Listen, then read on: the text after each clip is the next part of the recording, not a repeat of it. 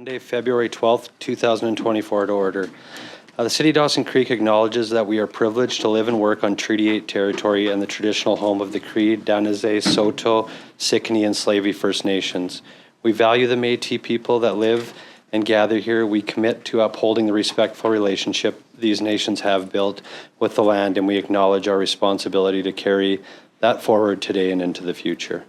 Before I get started, last week I had the privilege and honor to be at the Community Awards, and we had an individual that works with our city that was recognized as a Citizen of the Year, and I just wanted to take a few minutes to recognize Lloyd and also thank him and his wife Wendy for what they give to our community. It was really an honor to be there, Lloyd, to recognize you and give you the award, because it's definitely well deserved. This community and this city stand behind you 100%, and we appreciate everything that you do. So we just wanted to start off with just really congratulating you, Lloyd, and it really is a true honor, and so congratulations. And I'd like to get a couple pictures and invite you up. So.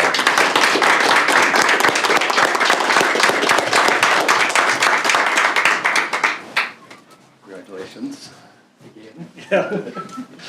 I think we'll get everybody up for pictures, yeah. Council and leadership team. Melissa, do you want to be part of the picture? You sure? Congratulations. What else? You're very well deserved, sir. Hard one, man.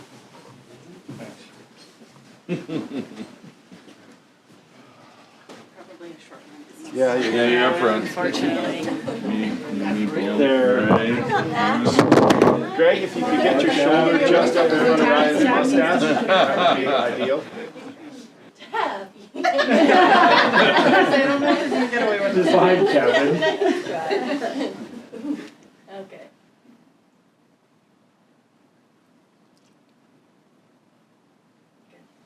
Yeah, awesome. Good job, Ryan. Great job. Yeah, thank you. I'll get back to work. Yeah. Thanks, Lloyd. Thank you.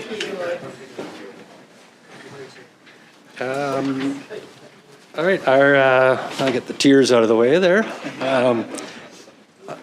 Next order of business 2.1, we have Miss Lynn Washington, Miss Melody Ford, and Miss Margaret Keith, Peace Country Roots Group in attendance, regarding the proclamation to declare February 19th to the 25th as Heritage Week in Dawson Creek. So welcome, ladies. You can come right up here, and then I will do the declaration. And Margaret, just Margaret. Sorry, Yeah. you will be presenting to her. She's our president. All right. Whereas Heritage Week is celebrated each year to recognize the importance and diversity of British Columbia's heritage and historical places. And whereas the theme for Heritage Week 2024 is Layer by Layer. Heritage is the layering of stories that describe the uniqueness of community, past and present, while informing the future. This year, we invite you to dig deeper into your community's past and explore the many layers and stories that your unique community holds. And whereas communities throughout BC mark Heritage Week to celebrate their unique history and heritage. Now, therefore, I do hereby proclaim the week of February 19th to the 25th, 2024 as Heritage Week in Dawson. So, congratulations. You're welcome. I do have a mic here. I was going to speak a little bit to what you guys do, but I'm going to let you do it, Margaret. Melody, Lynn, and I are volunteers with the Peace Country Roots Group. And it's a committee in Dawson Creek that explores our past and encourages people to look into the past of citizens in the area. The Peace Country is a rich area for history, and we like to encourage everyone to do that. The NER Station Museum is a great place to visit. I encourage you to do that this month. Also, the Archives, which is in the Kelvin Crook Art Center for the Arts, has a wealth of pictures and information on the past of the South Peace area. To help celebrate this Heritage Week, the Roots Group is having a table at the Dawson Creek Mall the last Saturday in February. We invite you to come down and chat with us. maybe look up your family tree information. We can give you some tips on doing that. So thank you. Awesome. Thank you very much. And I had the pleasure of going downstairs in the Kelvin Crook Center, and it's amazing all the work that has went into that. And so it's a huge thank you to all three of you for what you do to preserve that, and also to everybody that is involved with it. So thank you. Thank you. You're welcome. I'm just going to sign this here. Turn this again, so we can. Here, you scoot in a little closer. Okay. Oh. Alex got some pretty good photography skills there by the looks of it, eh? I have trouble even turning the phone on. Yeah, you know, thank you again. Thank you very much. Thank Are we you. able to keep that? Yes. Yeah. Yes, you Okay, can. perfect. Now. I have a few more that I can leave out in the desk, Okay, so if anybody wants them. excellent, perfect. Thank you very much. Thank you. Thank you, ladies.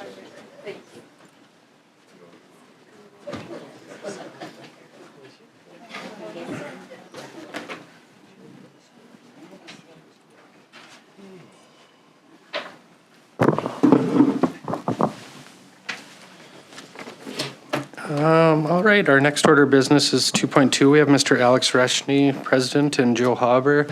I forgot your title. Vice President of the South Peace Mile Zero Park Society in attendance regarding a request for funding for the Rotary Recreation Park development. So welcome. Alex had a different title for you before you got here, so. I've heard it. Yeah, Not sure if I live up to it yet. yeah. All right, welcome, guys. Oh, thanks, Your Worship. Mayor Dober, fellow councillors, God, I don't want to be on there. And city staff. We're here today to let you know where we are in regards to the Rotary Recreation Park development and some of the needs we have going forward. The bike skills and pump track are scheduled to be built date beginning August 1st with a completion of September 15th. There may be some preliminary work done before this, but we'll be working close with Ryan and the staff in Parks and Recreation going forward. What we're seeking is a loan of $500,000 to allow us to be able to move forward on grant applications. As on most all grants, we need to know if we have a guaranteed matching funds of different percentages depending on the grant. Also, Peace River Regional District and Saddle Hills County asked the question, what's the city of Dawson Creek putting into this project? And at the time, I was hoping we could swing it on our own, but they're saying they should put something in, so. Anyway, I'm hoping with grants, donations, and in-kind, Swamp Donkey and Parallel projects are big behind this project, and we'll be supplying materials, equipment, and manpower to help do the work, so we're going to be meeting with them hopefully this week. We're hoping to repay 75 to 90% of the $500,000 loan as we get the grants and stuff in, but there's no guarantee depending on the grants we can get approved. Total cost of the project is approximately $1.1 million. We will also be asking the city for reimbursement for the permits for this project. Plus, we are looking for support letters from both the city and Dawson Creek Tourism this week, and I will leave sample letters out front with the city's logo on the front of it. Do it on your letterhead. I'll leave the total copy of the plan for the recreation part or the pump tracks out there with it so you can look through it. Velo Solutions, the people we've been working with to build this pump track, basically are also doing the one in in Fort St. John, and they are doing that with a June start date, hoping to be finished August the 1st up there. So we'll be piggybacking off of them. MOPS has set themselves up now to be a charitable, to be able to give charitable receipts for any individuals or businesses who want to support the project or future projects through the Northeast BC Regional Community Foundation. We are just completing our first grant application with Tourism Canada for $250,000, which we had to let them know we had 135 of our own money. We were using the $100,000, which Saddle Hills has already given us the money for their 100,000, and we had to put up 35,000 of our own, which is part of our operating fund for wages and operation of Mile Zero Park Society's commitment. So our deadline is coming very quick, so we had to do that last week, and I'm just waiting for a few letters of support. We're also applying to NDIT for 300,000, but need 50%. But in that one, we were able to use in-kind, so we're hoping that some of that will be, once we sit down with Saddle Hills Parallel Projects, they can tell us what their commitment is. We've also approached the regional district requesting 250, and I believe we're going to get at least 200,000 from them. I just talking to some informants.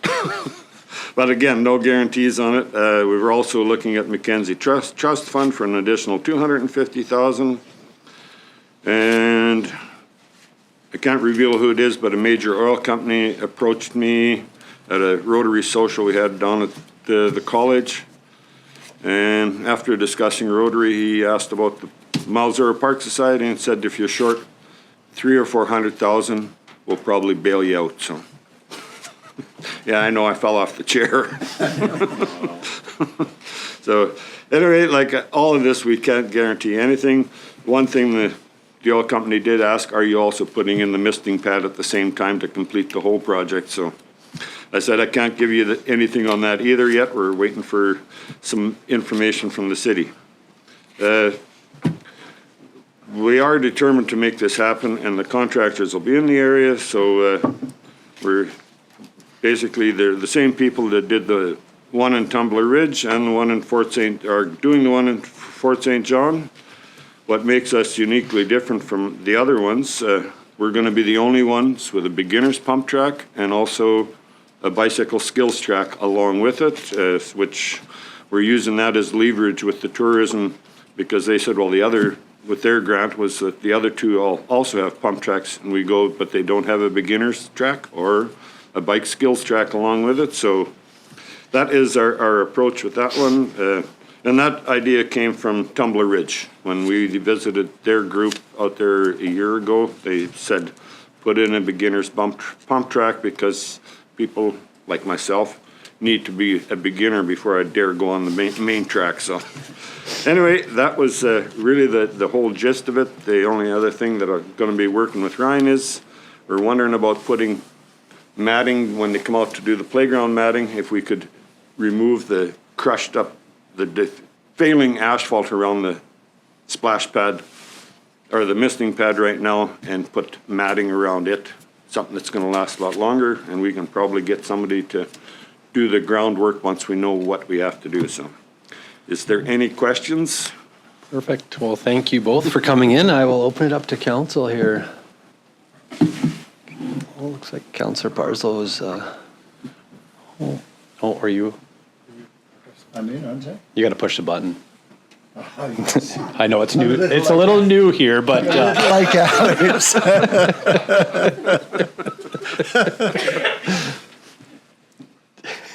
So it's all positive. One of the questions that is being researched, I believe, is the maybe washroom improvements, year-round washrooms, fire department needs, etc. So is there any update from your staff about that? No, there isn't, but in Velo Solutions' request is that they have a super good supply of water for building, and right now we don't have water out there, so it is one of their requests that we do have a good supply of water, because they need lots of water, I guess, to build it. And so we don't want to be adding trucking of water into the place.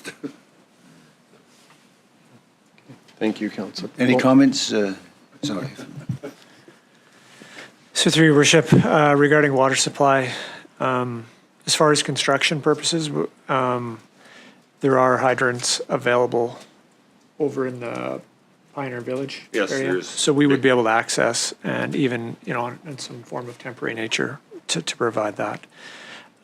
As far as, I know there was discussion some time ago about potentially all-season washroom and a need for a new water line and whatnot.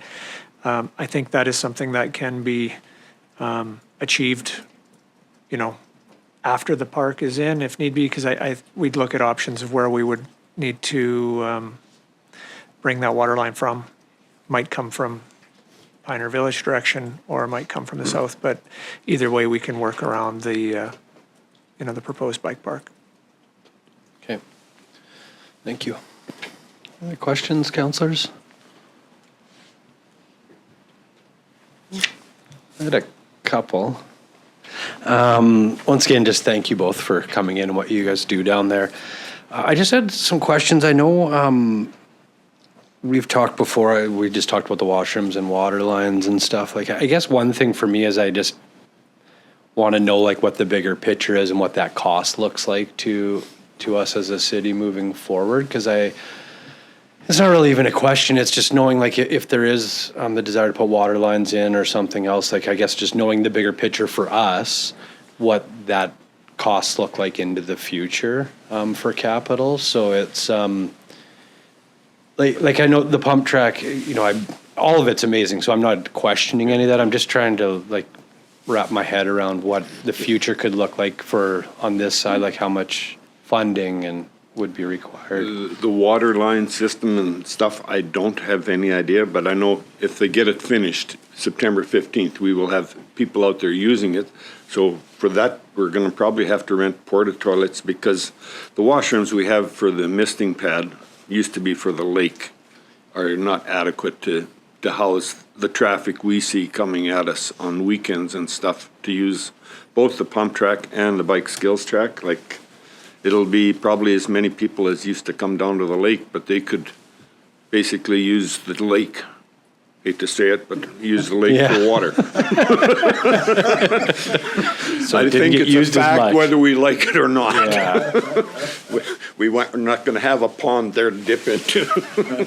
So we definitely are going to need bathrooms of some kind, whether it's all season or basically summertime use. But like we know this year, we could be using pump track and bike skills track today.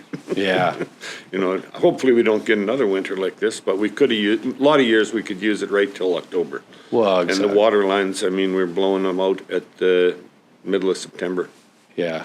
the shallow water lines. So it's just one of those things that has to eventually come. And other than that, it's porta toilets, and we all know how we don't like going into those. So Yeah. Are those ones that are down there now, are they locked? Like during the bathrooms, Yeah. yes, they are. Yeah. Okay. And we were locking them up this year at 8 o'clock at night. And I don't know the magic answer to that, how to keep the traffic out of them. Yeah. At night, but that was early. We weren't even locking up the park area. We left the gates open, and Yeah. it was so that they didn't have to jump the fence to get across to the gazebo to find a shelter. So Yeah. Appreciate that.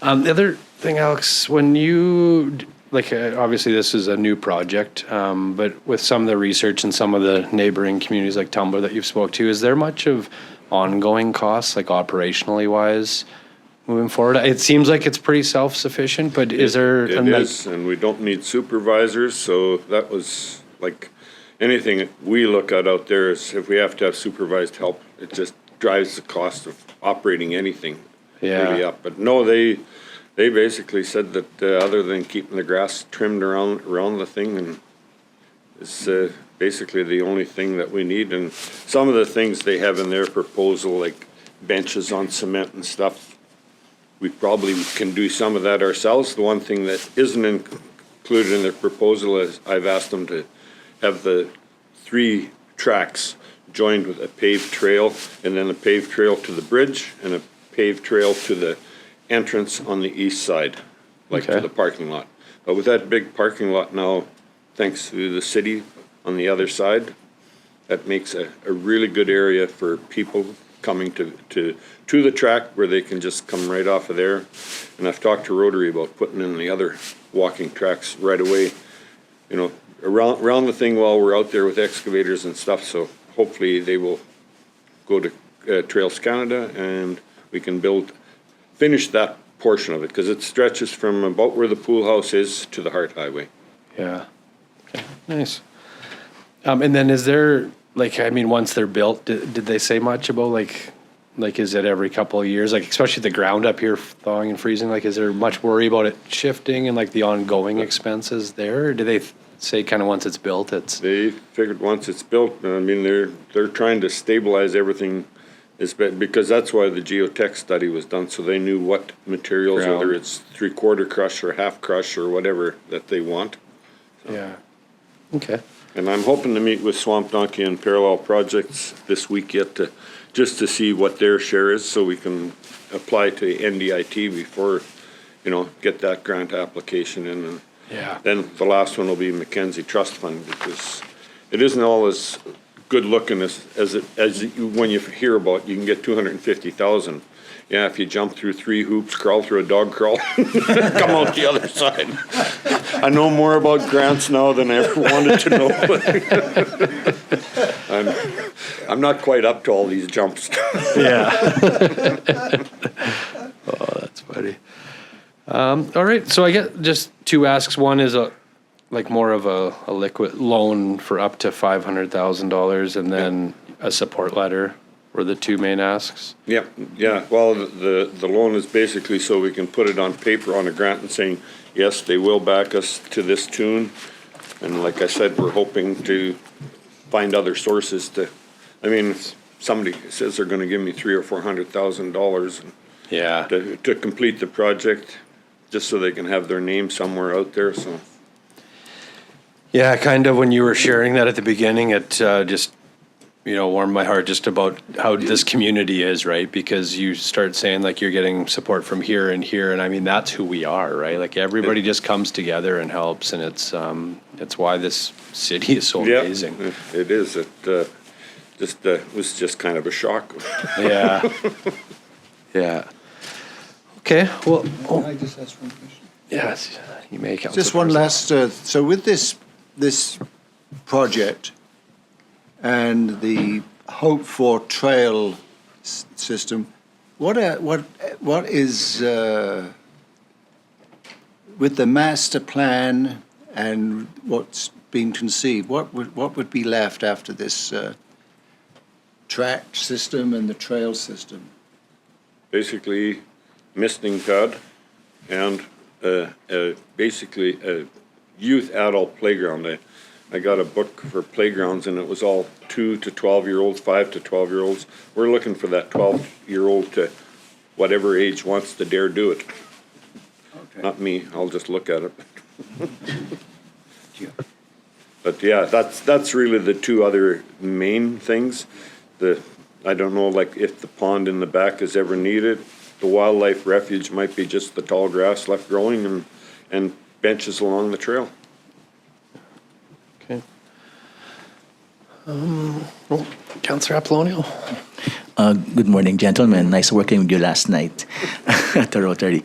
I just want to ask, of course, thank you very much for the project. I just want to ask, is the public can donate or just like... The public can donate. Okay. That's why we set up a thing for giving charitable receipts. Okay. And so, yes, the public can donate, and if you want to leave us in your will, we'll take that too. Done. Oh, that's awesome. I'm not scared of asking Charlie, sorry. Yeah. The worst that can be is no. Yeah. Charlie? All right. Well, thank you guys both for coming in. When we get back to mayor's updates, we'll talk about this then and figure out what we move going forward. I guess just before we end, Kevin, was there any questions you guys had on your end, or? No, you don't think so? Okay. All right. Well, thank you very much for coming in, and thank you for what you guys do down there. Excited for this project and to see something more for youth in our community. So thank you. If we could have moved faster, we'd have been ahead of Fort St. John, damn it. I didn't want to comment on that, but yeah, you said it. We move slower. Yeah, Thank you very much. you bet. Thank you, Alex. Thanks, Joe. All right, our next order of business is 2024 strategic priorities. And 3.1, 2024 strategic priorities. Do you have anything, Kevin, for this? So through your worship, nothing to update at this point. No? Okay, thank you. 4 late items. Is there any late items? I don't think there is. 5 new councillor business.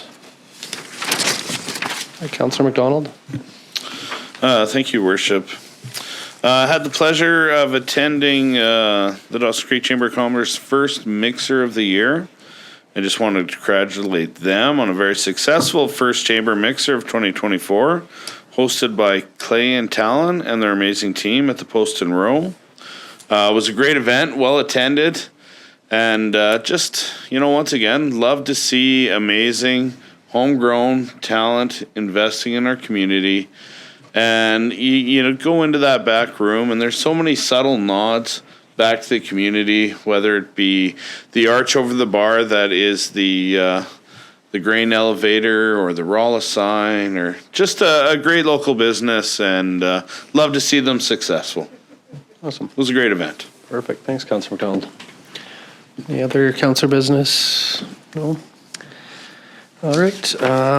Next order of business is 6, adoption of minutes. 6.1, we have minutes from the special meeting of council held on January 23rd, 2024 for adoption.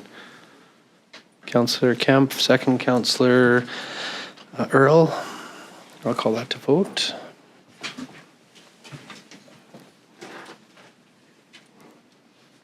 Vote is closed. It's carried. 6.2, minutes of regular meeting of council held on January 29th, 2024 for adoption. Councillor Apollonio, Councillor McDonald. I'll call that to vote.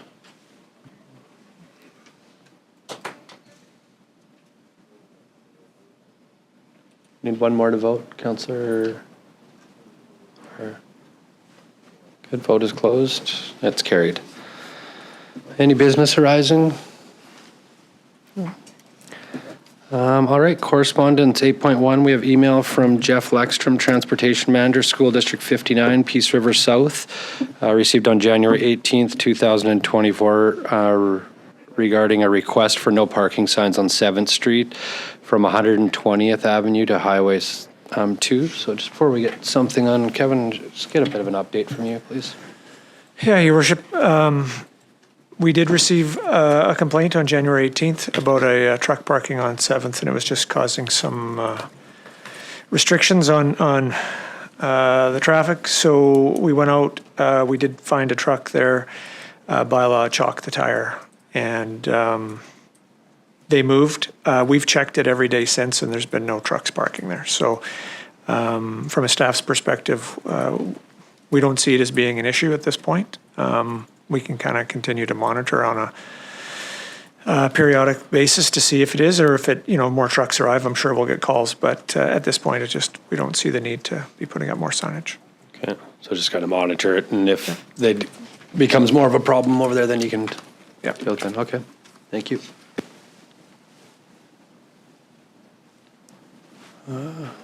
Anybody? Need to receive information now? Yeah, Councillor Earl, please. Thank you, Your Worship. I move that we receive this for information. Do I have a second? Councillor McDonald? Any discussion on receiving for information? No? All right, I'll call that to vote. Vote is closed. It's carried. Next, 8.2, we have a letter from Ross Siemens, Mayor, Abbotsford, received on January 31st, 2024 regarding a request for resolution of support proposed UBCM resolution.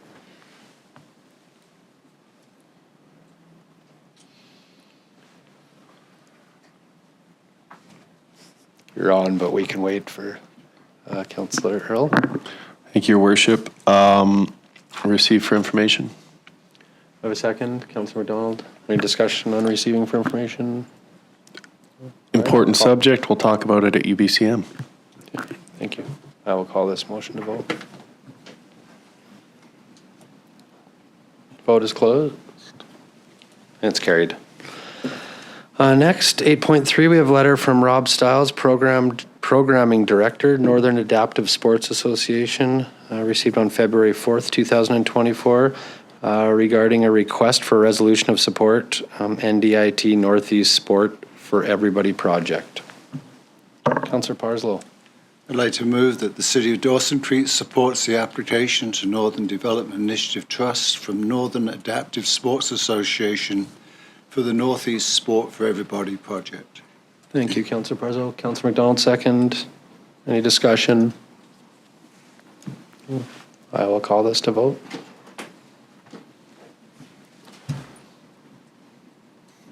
Vote is closed. It's carried. Next, 8.4, we have a letter from City's grant writer received on February 2nd, 2024, regarding a request for a resolution of support for proposed application to UBCM Active Transportation Planning Grant. Councillor Kemp. Thank you, Your Worship. I'll move the recommendation that the City of Dawson Creek supports the grant application to the UBCM Active Transportation Planning Grant for the city's multimodal data collection of Dawson Creek's active focused transportation master plan project with an estimated value of $20,000. Thank you, Councillor Kemp. Do I have a second? Councillor Earl, any discussion? No, I'll call that motion to vote. Vote is closed. It's carried. Next, 9 reports, 9.1. We have report number 24-002 from the Chief Financial Officer regarding 2024 Draft 2 budget. Should we get a bit of an update before we get a recommendation? Yeah, through your worship, I'll, if you like, Melissa can just walk through some of the changes and what's happened since the previous draft. Yeah, okay, that sounds good. Okay, Go ahead, Melissa. through your worship. So the main adjustments is that our completed roll came in, and so that resulted in a 0.9% decrease in our assessments.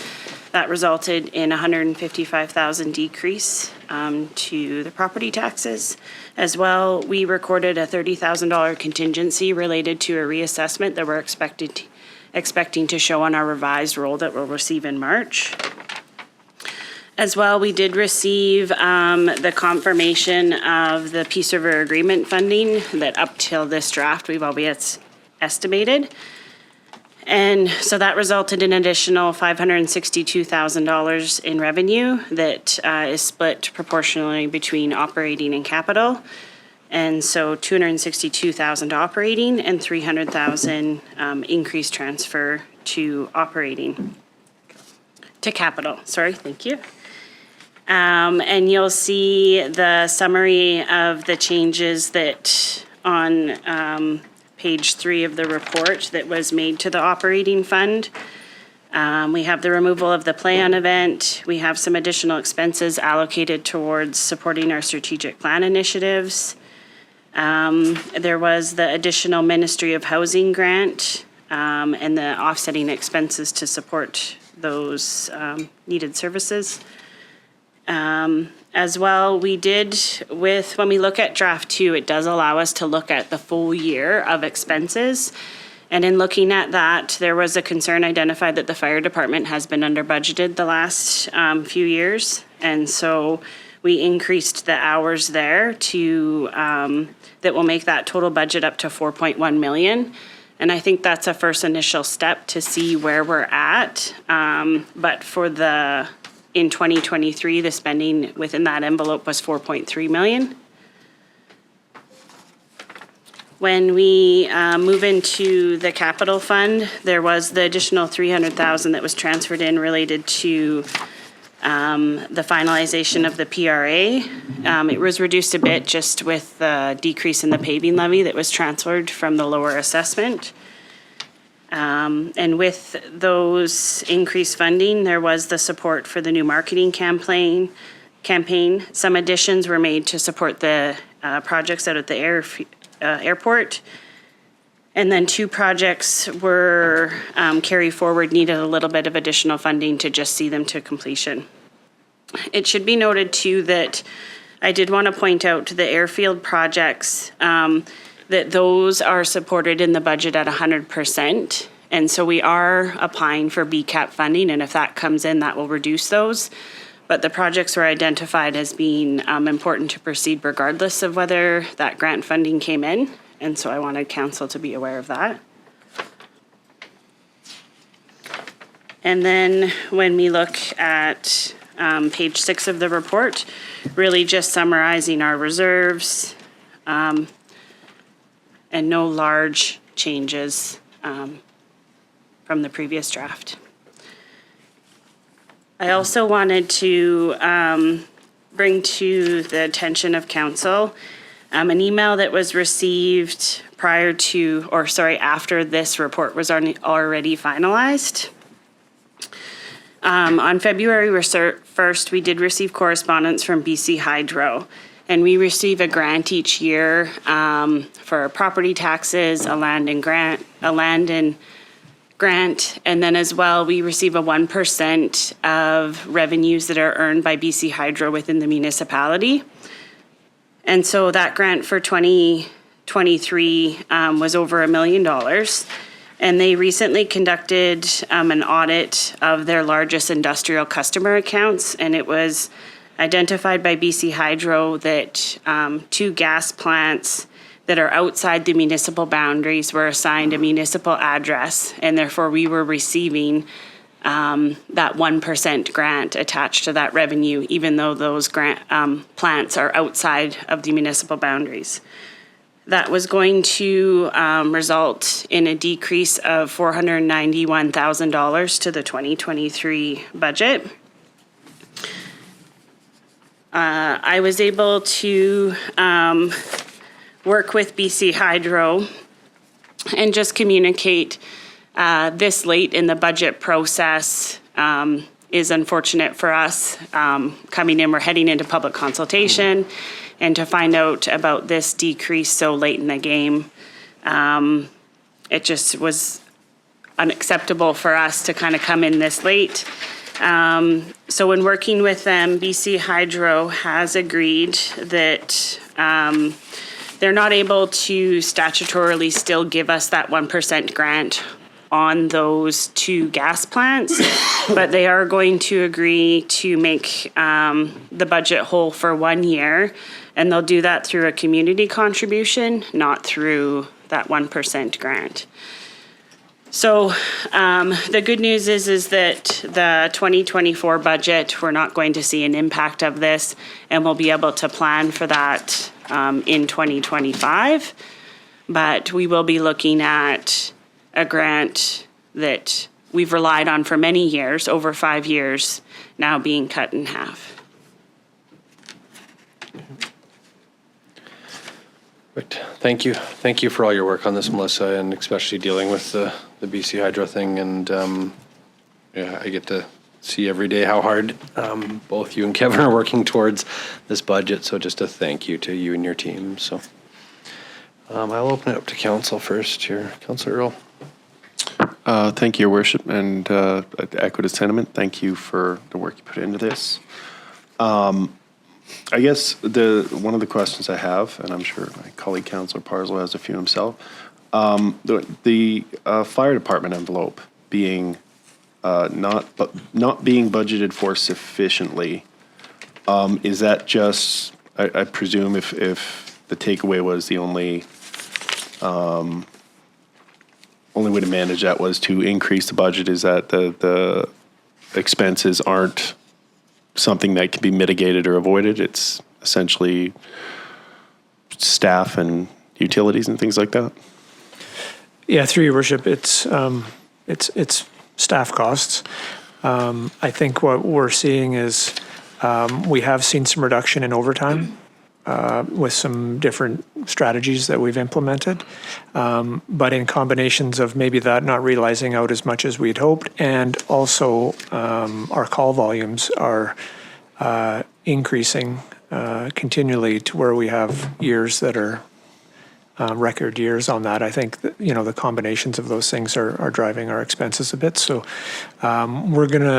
we are currently looking at other strategies to see how we can further mitigate some of those costs, specifically, any of the overtime. So, like I said, we have a couple of ideas around that we're going to be looking at here this year. Okay. And slightly wandering off subject, but the call volume that's being driven by actual calls or false alarms? So through your worship, it's a combination. We're always going to get false alarms, but we're getting more real calls. Okay. Talking with the chief, that we're seeing again.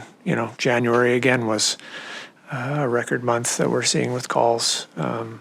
It's been very, very busy. Yeah, 2023, I believe, was the highest call volume we've seen. So, okay, that's it for now. Thank you. Yep. Thanks, Councillor. Councillor Parslow. Yeah, I have a few, as you know, a number of concerns about our budget, which I referred to in our January the 29th meeting.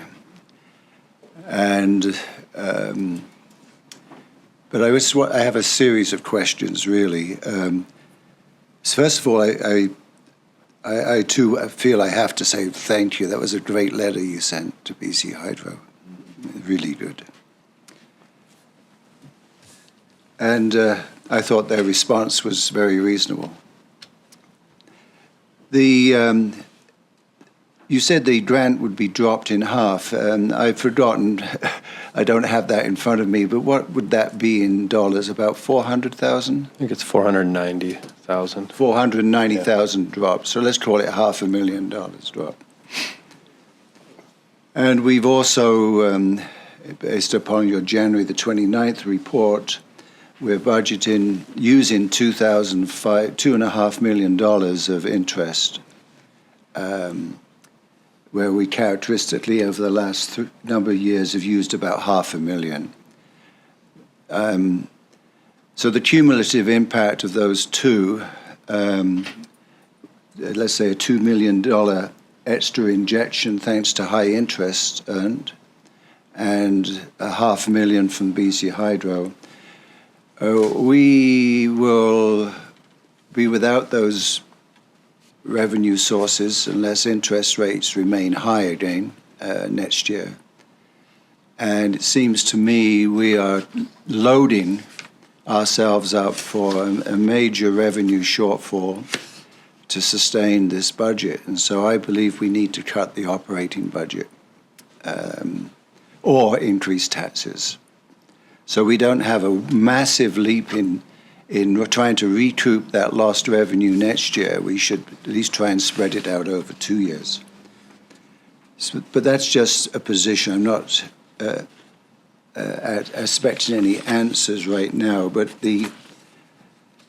one of the nice things you did, well, the whole report's good, of course, but one of the things that always generates at public meetings, the massive public meeting attendance that we have, and it's a very reasonable question that's often asked, I think, and it relates to our accumulated surpluses. And so I'm just referencing this table here. And the question, it's easy to give an answer that most people who want to understand can understand as it relates to our capital reserves. So this report shows that the general operating surplus and reserves in the general is $22,869,364. It's the budget. Yeah. The final column on that table.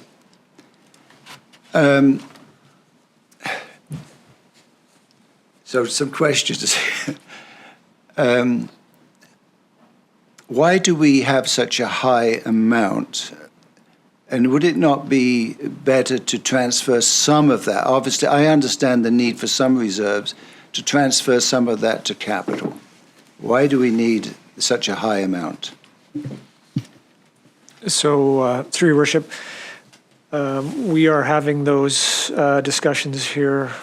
We've already started to have those, and we will be doing that in proposing something to council here in 2024.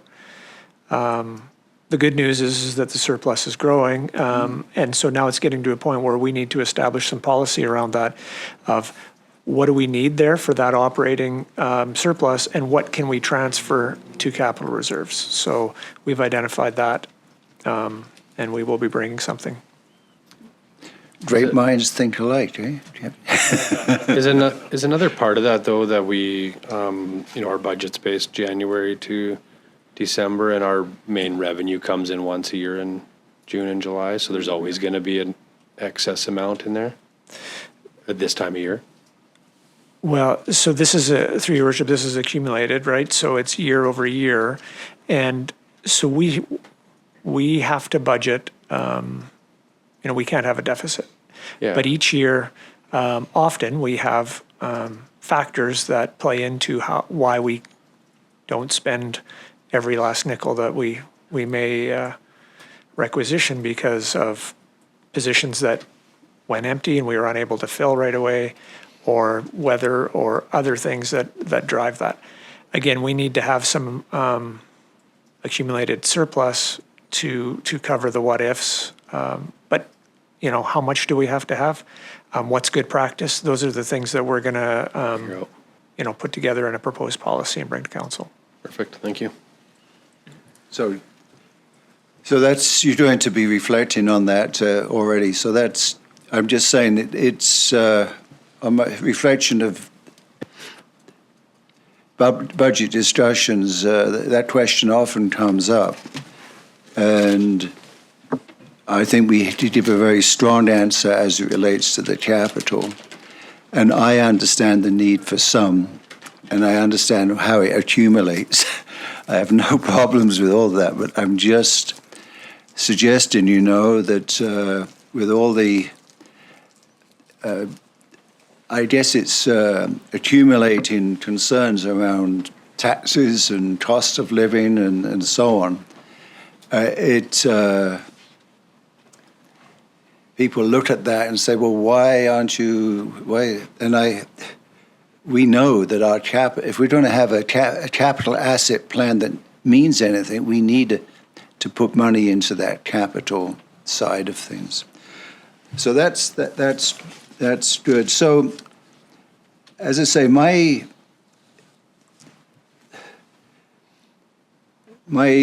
conundrum here is, so what is it, your comments about my concern about us with that 2.5 million revenue that we're using this year, that we're not going to have next year? What are ways of managing that so it's not just a big problem for us next budget year? I guess maybe just some accuracy, Kevin, too, on that number, if that's, because I know some of that went into capital, right, and what's coming to operational.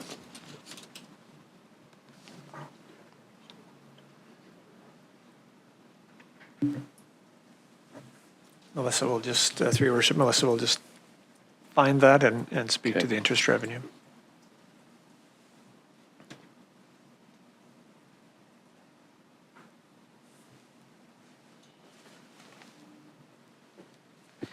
So through your worship, sorry, I don't have the report open from the previous meetings. I do know the figures that he's referencing are across all three funds, and the impact to operating, I think, was an increase of 752,000. I believe it was originally 250 up to $1 million.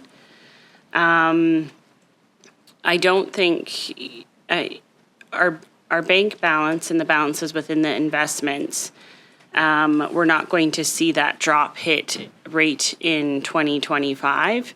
We are locking in our investments right now, a bulk of them, still at a higher interest rate of 6.1 was our last one, but it is a consideration that as those interest rates do drop, that is going to be revenue that isn't coming in.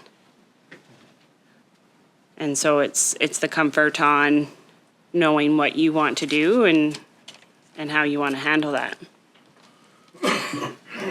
Through your worship, and if council wishes, I mean, the philosophy can be that if we don't want to utilize that revenue in our operations or in our capital, and we want to simply reinvest that interest back into the reserves, then we can transition to either increasing the tax rate to offset that funding or look for operational savings by cutting a service. But just, and we can transition to that, whatever council wishes.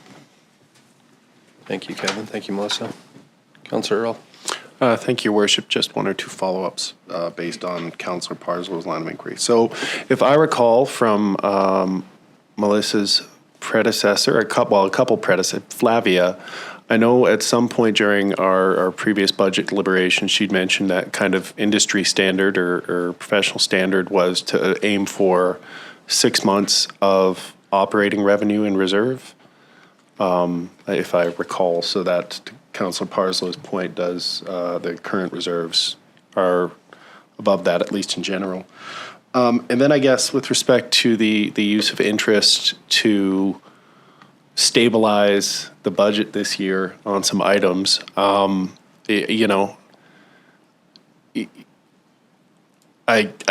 this year in particular, I'm fine with it because we did realize such dramatic gains, but also it's been a tough year with respect to inflation.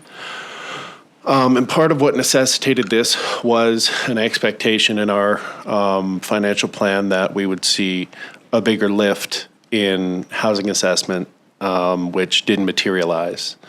And similarly, next year, we need to be mindful, I guess, as we add operational expenses, that if a similar situation occurs where we don't realize an anticipated lift in the local housing market, we're going to be, as Kevin mentioned, in an unenviable situation where we have to choose between reducing services and raising taxes.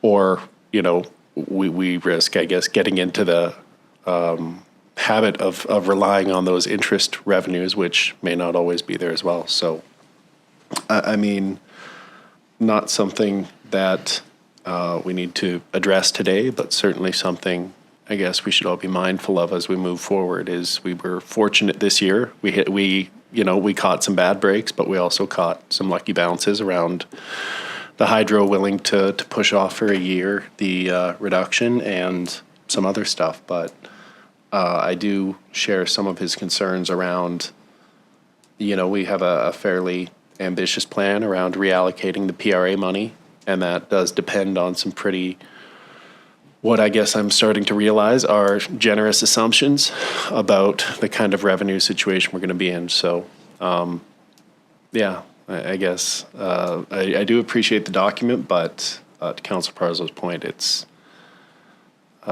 we were somewhat fortunate this year, and we might not be as fortunate next year. Thank you, Councillor Earl. I think too, just to add a bit, just on the pressures of that coming next year. I mean, I believe we got to be mindful of what we're putting on our taxpayers, and knowing that that's coming next year, that gives to me and to my thought process, the team at the city, a year to plan for that, and knowing that next year there's going to be $490,000 less. So what does that mean? Because I mean, I guess if we increase taxes this year to offset that next year, all we're doing is putting more funds into a reserve, right? Because if we offset that 490 to prepare for next year, it's just, we're taking that funds this year because we're not adding it to our budget. It's just going to go into reserves. Where next year, if we, don't have room to make up, or some of the stuff we're working on doesn't come to fruition,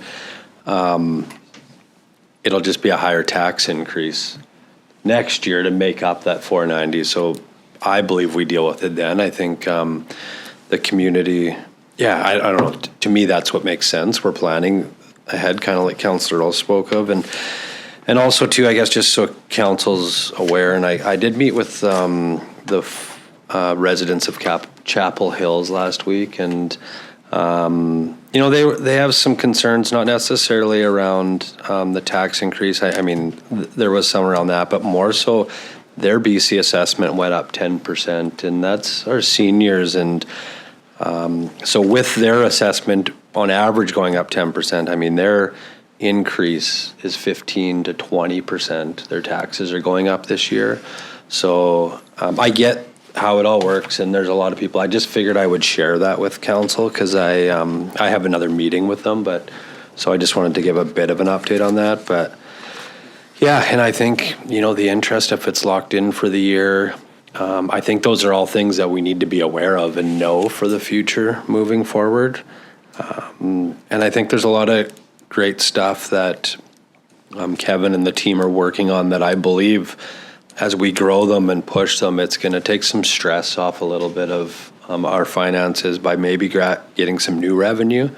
There's some things that, could be happening, and I think we're fairly open, this group, to that, and we all know that things take time at this level. So, it's nice to have these conversations and be aware of all this, but I do support sticking to the 3 and 1.5 for this year. I did have a question around, this will probably come up when we do our asset management planning, but just under the operating funds for capital surpluses on the general flood mitigation, we have 1.5 million just sitting there. I'm just wondering if there is a plan for that, or if we're just saving that for a rainy day, that flood mitigation. I know there was a plan to put funds away, but I know we've done a lot, like bridges, and there's been a lot done. So I'm wondering if we're holding on to that because we have another project to help with flood mitigation. I just wasn't sure when I was looking at that. So through your worship, we were building the flood mitigation coming out of the 2016 event, and we knew we had some projects. We started putting money aside. We've since capped it. Do we have anything identified today? No, but are there some additional projects that are identified either in our flood mitigation plan or in our drainage master plan? Yes, there are some. So I think at this point it's prudent to leave it in that reserve, and as we go through our project list and stuff, is there something identified? We know we've got some access to some capital for those. At this point, like I said, council made the decision to cap it and not to continue to add to it, and I think that's fine for now. Okay.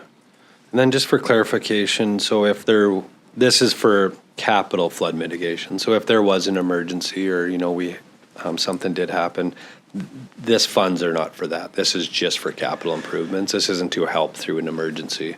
That's correct. So going through an emergency, again, that's, you get a task number, through Emergency Management BC. So we've got funding that comes through there as well. So that money in the reserve is for of a capital of nature or a planning of the capital. Yeah, okay. And then just back to that question, Kevin, on the 490 from BC Hydro. I know it's new, and I do believe in what direction we're going in. What are your thoughts on it? Like, do you feel like over the next year you can, have that in your mind and understand that for next year's budgeting? Or do you feel like there should be an increase this year to take some pressure off that next year? Or like, I know it's so new and there's been a lot of conversation around it the last couple of weeks, so. Councillor Parslow. We'll let Councillor Parslow get that first. He forgot to hand his phone in. That should be $100 to the operation fund. Yeah. 100, you're being frugal. I was thinking more than that. That was the hospital. So through your worship, again, we when we were working last week to determine when we didn't know if we were going to have the funding, we were looking at different scenarios, right? So there's options for increased taxation. There's options for some potential cuts. Obviously, if we don't do anything this year, as far as a an increase on tax rates. It just means a larger transition next year. Now, that's assuming, again, we don't know what next year looks like. Assessment could change for the positive or the negative, and that could, require a different approach. There's so many variables. As we go through the process, a lot has changed from, the budget assumptions report to today, and that's the dynamic of what we work within. But it's really about what council feels like, justifying to the public of, do we make a small increase this year or a partway increase, knowing that, we would need to increase to make up the difference, approximately 3% tax increase. Do you do some of that this year, some of it next year, or do you do it all next year? Maybe if we get increased revenues from different sources next year, it's less next year. There's a lot of ways to approach it. But I think, listening to, Councillor speak, I think we have to take an approach next year of, a flat or a very minimal increase in assessment. That'll position us differently, right, and on how we have to approach it. And maybe we'll be, surprised with a more positive outcome, but I think we take a conservative approach.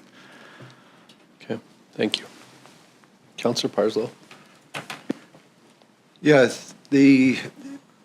I thought the question that the mayor just asked, not just asked, the first question was a very important question vis-a-vis the use of the funds, what went into operating, what went into capital, because capital tends to be, a one-time spend. So we applied $750,000 of the interest to the operating budget. So a significant increase, because I'm going to make an assumption that the traditional $500,000 was split between capital and operating. So significant loading still for next year, with the combination of using more interest than usual, BC Hydro. In addition to that, we know that there's pressure on increasing our operating budget. I remind Council of BC SPCA, possible operation cost of for the facility of a childcare centre, and we also know of other things which would lead us to be possible landlords and with all the operating costs there. So there's great pressure on expanding our operations, not reducing them. It's the opposite direction we should be going on in a sense. So I have very, very deep concerns.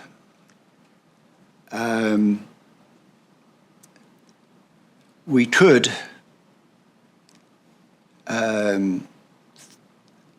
obviously review this. This is just draft 2. But we have, Council has, through resolution, increased the operating expenses of the city significantly since the formation of this council. And we have great inflationary drives going on. I noticed that the city of Fort St. John is dipped into the PRA funding to prevent a very significant increase.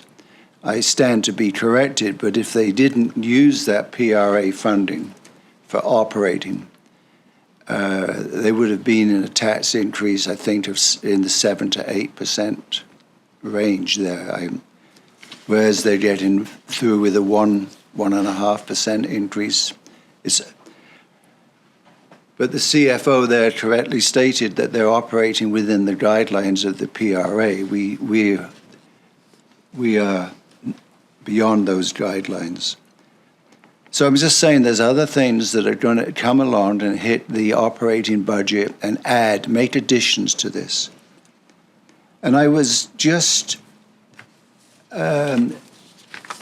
perplexed. And I'm not criticizing, I'm just using the word perplexed. And I've just got to find this part here. On page 2 of 7, the third paragraph, staff received confirmation of the PRA agreement allocating $6.16 million plus for 2024, an increase of $500,000.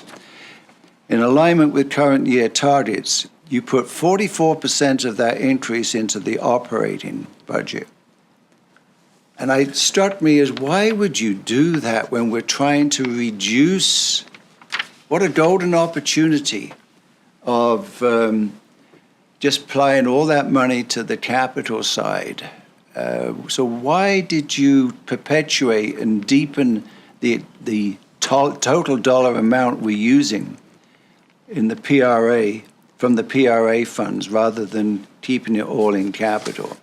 I just saw that as a missed opportunity in the quest of this council to get that, whatever that 70-30 actually really means. 70% operating, 70% capital, 30% operating. So I'm just perplexed by that decision. So through your worship, I thought that might be a question. The short answer is that under the our current plan, we were trying to maintain the tax rates. We were also following we're on target to reach the 70-30 split of PRA like council had planned for by 2030 or before. But again, if council would like to change that, then we can advance that program and the split and offset that operating revenue by other means, either taxes or a reduce in expenses. And unless Melissa has something that she wants to add to that, or you're good? Yeah. So it's just really following where we're at on that program, and that's why we did what we did. Well, you're just following the direction that councils have laid out, right? That's the percentage that the target is. Yeah, that's the percentage, and that was the, like I said, we're on track to meet the targets. Mm-hmm. If council would like to expedite that, then we can give us the direction and we can change that, but that will mean that 262,000 that went to operating, that would be 1.25%, 1.5% tax increase to cover that, or subsequently a reduction in costs or some combination thereof. Okay, thank you. Can I get somebody to put a motion on the floor, please?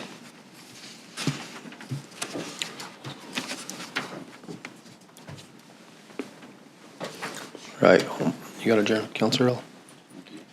Give me just one moment. The recommendation that report number 24-002 from the Chief Financial Officer regarding 2024 Draft 2 Budget Report be received.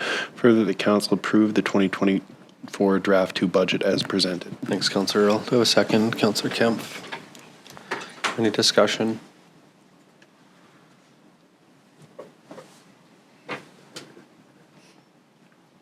No? All right, I'll call this motion to vote. Vote is closed. It's carried, one opposed, Councillor Parslow. I'm going to just take a 5 or 10 minute break. We'll be back. Back to order. Next order of business is 9.1. 5.2, we have report number 24-021 from the corporate officer regarding council remuneration policy.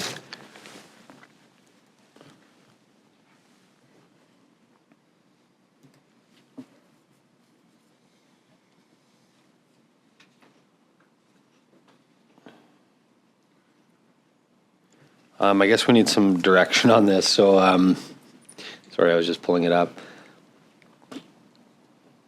My personal thoughts on this, and this is just my personal thoughts, is that I don't know when, but I think it was a few years ago, the city and the council of that day hired an outside company to bring a report back to the council of that day on how this would be recognized moving forward. And that was adopted back then. So last year, CPI was a lot higher than it normally is. So we decided to get staff to revisit it and base it on on some different things. But my personal thoughts is that we should maybe go back to just the original policy that was here. I don't know, Kevin, did you want to add? Do you have a bit more details Just on that? through your worship, it was 2017. Council of the day was obviously looking at this. A committee was formed of Blair Lekstrom and Sandra Milne, I believe, at the time. And they came forward with a number of recommendations, and essentially it's, formed the policy you currently have. But it was, there was some adjustments made as far as the relationship between councillors' remuneration in relationship to the mayor's. So there were some adjustments to get that in line. And then, overall, it was CPI +1 as the recommendation. Now, as you indicated, we had some very high CPI numbers there last year. And so council at the time waived the policy just to do something a little more appropriate in their eyes. So I guess that's always available to council if they so wish. I think from staff perspective, as we went through this and looked at it, that I think the policy is, I think it's sound. I think it's good. And it was, again, put together by an independent committee. So from our perspective, it would seem to make sense to stick with it, but that's council's prerogative.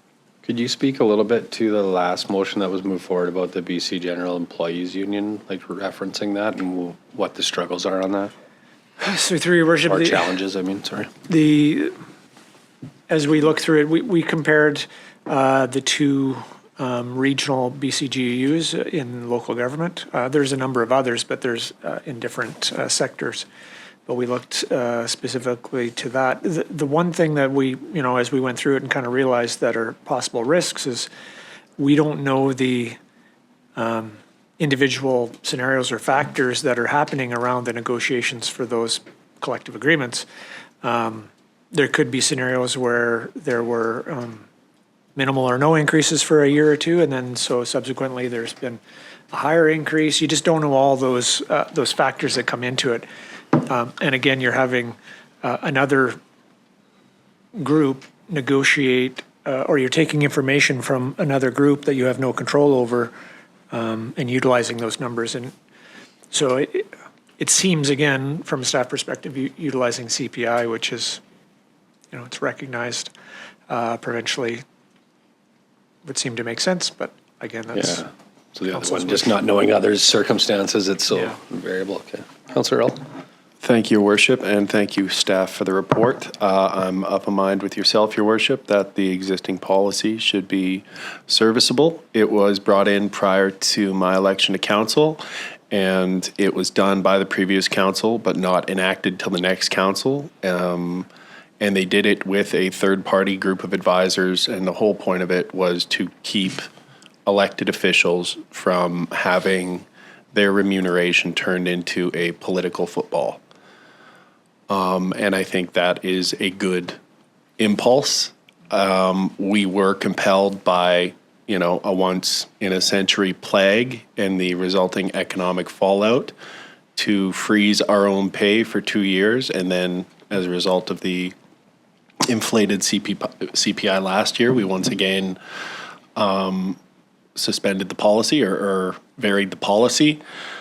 But I think, it's important that now that, knock on wood, the worst of that is over, we return to respecting the intent of that, which is this was a recommendation made by a advisory committee that was impaneled by the city for the express purpose of not putting elected officials in a position where they'd have to be constantly voting on their own pay. It's not a happy position to be in as an elected official, not just for the sake of my own self-interest, but in keeping in mind that the whole point of this policy, the remuneration, is to ensure that as broad a swath of the public as is possible can afford to run for and hold public office. And, the political incentives for us as politicians are to never take a raise, never take a pay increase, because the optics of it are horrible. Nobody ever likes to see politicians getting a pay increase. But the implications of that is eventually you'll only have people running for office that don't need money. And that will have an impact on the kind of quality and the diversity of representation people get. So I'm in favor of keeping the existing policy as is now that CPI seems to have settled down. And that's my thoughts on the matter. Thanks, Councillor Earl. Tab, or I guess Kevin, do we need, because if that was the choice, or Councillor Earl wanted to put a motion forward, do we need one because there's already a current? Through your worship, it would be preferred if you did have a motion, and in alternate recommendation number 4, if council wishes to make no changes to the council remuneration policy, you could just simply reaffirm it. Okay, thank you. Councillor Parslow. Since I've been on council, there's been at least 2 outside consultants hired over remuneration. There's been at least 2 instances for reasons that were beyond my understanding. Council chose to withhold their pay increase, thinking that it would be a significant message to the community that we're sharing in the struggles or something or other. I don't know what it was. I can't articulate something I didn't believe in. But the point that I think it's good to have a policy, because this flip-flop of hiring outside consultants, and I don't know what they cost, but I'm going to say the incredible amounts that are paid to outside consultants, that maybe $15,000 a pop, quickly erodes any savings that have been made by this little dampener. So I think having a policy that is reasonably based upon some outside data is far preference than the seesaw, or let's do this, or let's hire somebody else. Where we're at, you're just wasting money in the end. Thank you. Thank you.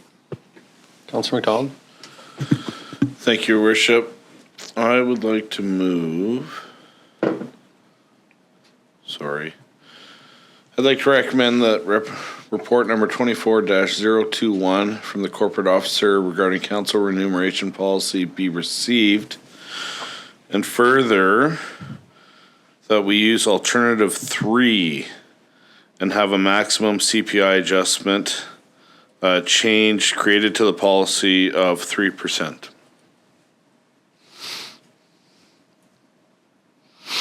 A second, Councillor Earl.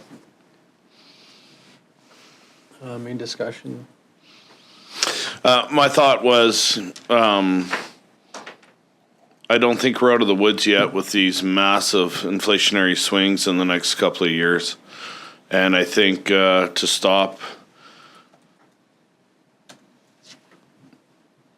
us always changing policy or going against policy, right? We put in a maximum there, and then it's taken care of and it's decided.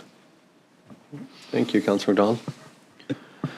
And your, just so I'm got some clarification, your maximum of 3% is on CPI?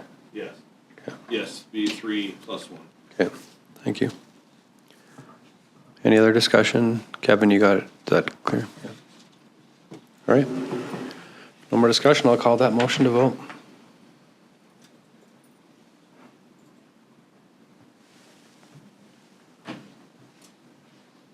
Vote is closed and it's carried.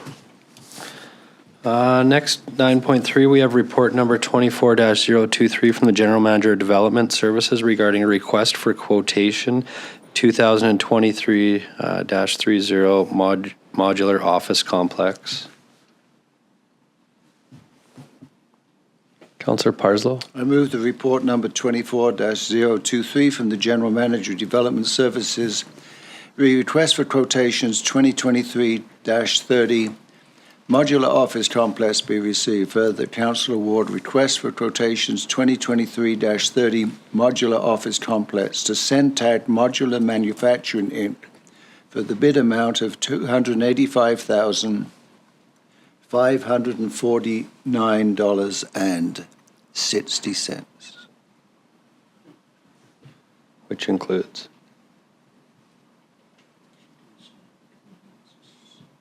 Which includes all applicable taxes. Second, Councillor McDonald, any I discussion? didn't have that on mine. No discussion? Oh, yes, All it did. Councillor McDonald? Sorry, thank you, Your Worship. Just out of curiosity, option B and option A, with the difference of just $19,000 there, what was the difference? What are we losing for our staff by choosing option B?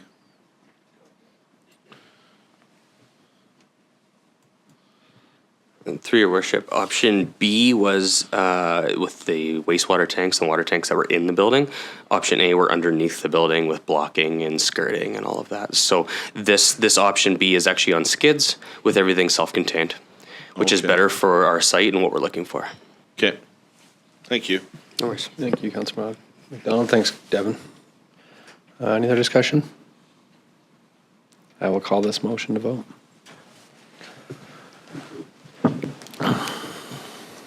Vote is closed. It's carried. Next, 9.4, we have report number 24-024 from the Parks and Facility Manager regarding Dawson Creek Dog Park Society Agreement Renewal. Councillor Earl. Thank you, Your Worship. I'll move the recommendation that report number 24-024 from the Parks and Facilities Manager be received. Further, that the agreement between the City of Dawson Creek and the Dawson Creek Dog Park Society regarding the location at the Barbary Ball Diamond be approved for a 5-year term from October 27, 2023 to October 26, 2028. Thank you, Councillor Earl. Do I have a second? Councillor Kemp, any discussion? Just a question, I guess. Reading over the terms of the lease agreement, it seems like a great deal for the city and the residents. I know as part of some other lease agreements, there is an expectation of a capital ask or something like that. That's not something, I'm not to say, I mean, if they're happy with the agreement, I'm happy to do it. I just want to make sure that we're not no surprises being the standard operating procedure. Are we creating unrealistic expectations by not providing an avenue for people to seek capital upgrades in the term of the agreement as opposed to showing up as a delegation a month before budget's due? Is there any concern about that, I guess, is my only question. Okay. Oh, go ahead, through Ryan. your worship, short answer, no. Okay. I think it's a great partnership and opportunity for both parties. I think it's limited as it respect to if there were a capital ask or whatever it might be. I think it's going to be limited. Might be changing some fencing and stuff, so it may not be a capital thing. It might just be an operational ask, but we don't foresee anything at this time. Okay. Thank you. Thank you. Any other discussion? All right, I'll call this motion to vote.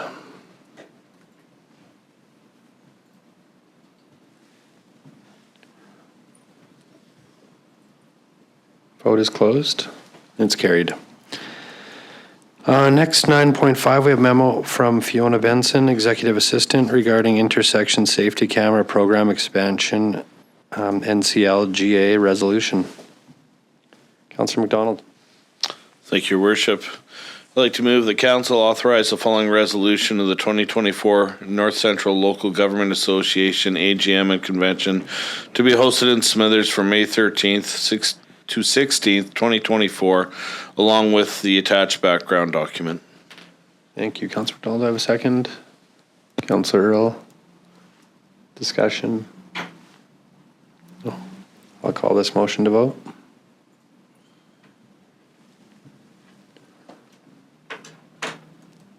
Vote is closed.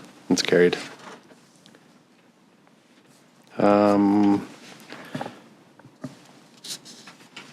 Next, we have 10 bylaws. Nothing in bylaws. 11 mayor's business. 11.1 updates. So, first one, we had that request letter sent out to meet with Minister Farnworth and Attorney General Sharma. They did respond to us, so we've set a date. So Kevin and I will be flying down there next week. We have a meeting on the 20th. They've given us 30 minutes time, so we're going to go down there, meet with them. We're just in the middle of drafting what we're going to be discussing. We have 30 minutes, so we've kind of limited it a little bit, but our plan is to leave a package when we leave there, and also in advance give them the package so that they can be prepared for it too. But just so we fly down Monday, we meet with them Tuesday, fly back Tuesday. So we'll give an update after that on how that goes. So leaders table, we had a leaders table. This was a couple weeks ago. This was just with all the region leaders, First Nations, districts, regional districts, municipalities, all of it. So up in Fort St. John, it was good. There was probably about 25 or 30 in attendance. We did talk a little bit about the Emergency Act connectivity, the future of the group, and just really having a shared voice to see where it goes next. So I think we've scheduled another meeting for late spring, but that's really what kind of the goal is from everybody there is just we all have the same, we live in the same region and area. So it's just how do we work together as one solid voice moving forward. So that was good. School District 59 strategic planning and budget consultation. Went to that a couple weeks ago with Councillor Earl. Thanks for coming, and Kevin came. It was a great session. There was probably 80 to 100 people in there, but they gave a very big overview of their strategic planning and their budget consultation, and had a lot of interaction with groups on, I don't know, I felt, I think all three of us felt that it was very beneficial, and maybe a lens that we could look at maybe doing something a little bit different to get a good turnout. So it was good. So I just wanted to thank Chad and Christy for inviting us, and it was definitely great to be there. For connective meetings, so I had, as per council's request, mine, I had a meeting with one of the leaders at the connective group that runs my home place downtown. So I'll just give a bit of an update. So they're in the middle of adding 2 new positions to their staff in Dawson Creek. So one is a full-time counselor, and then one is an Indigenous relations person, just to kind of help with some of the pressures and stress they're feeling. I shared some of our concerns.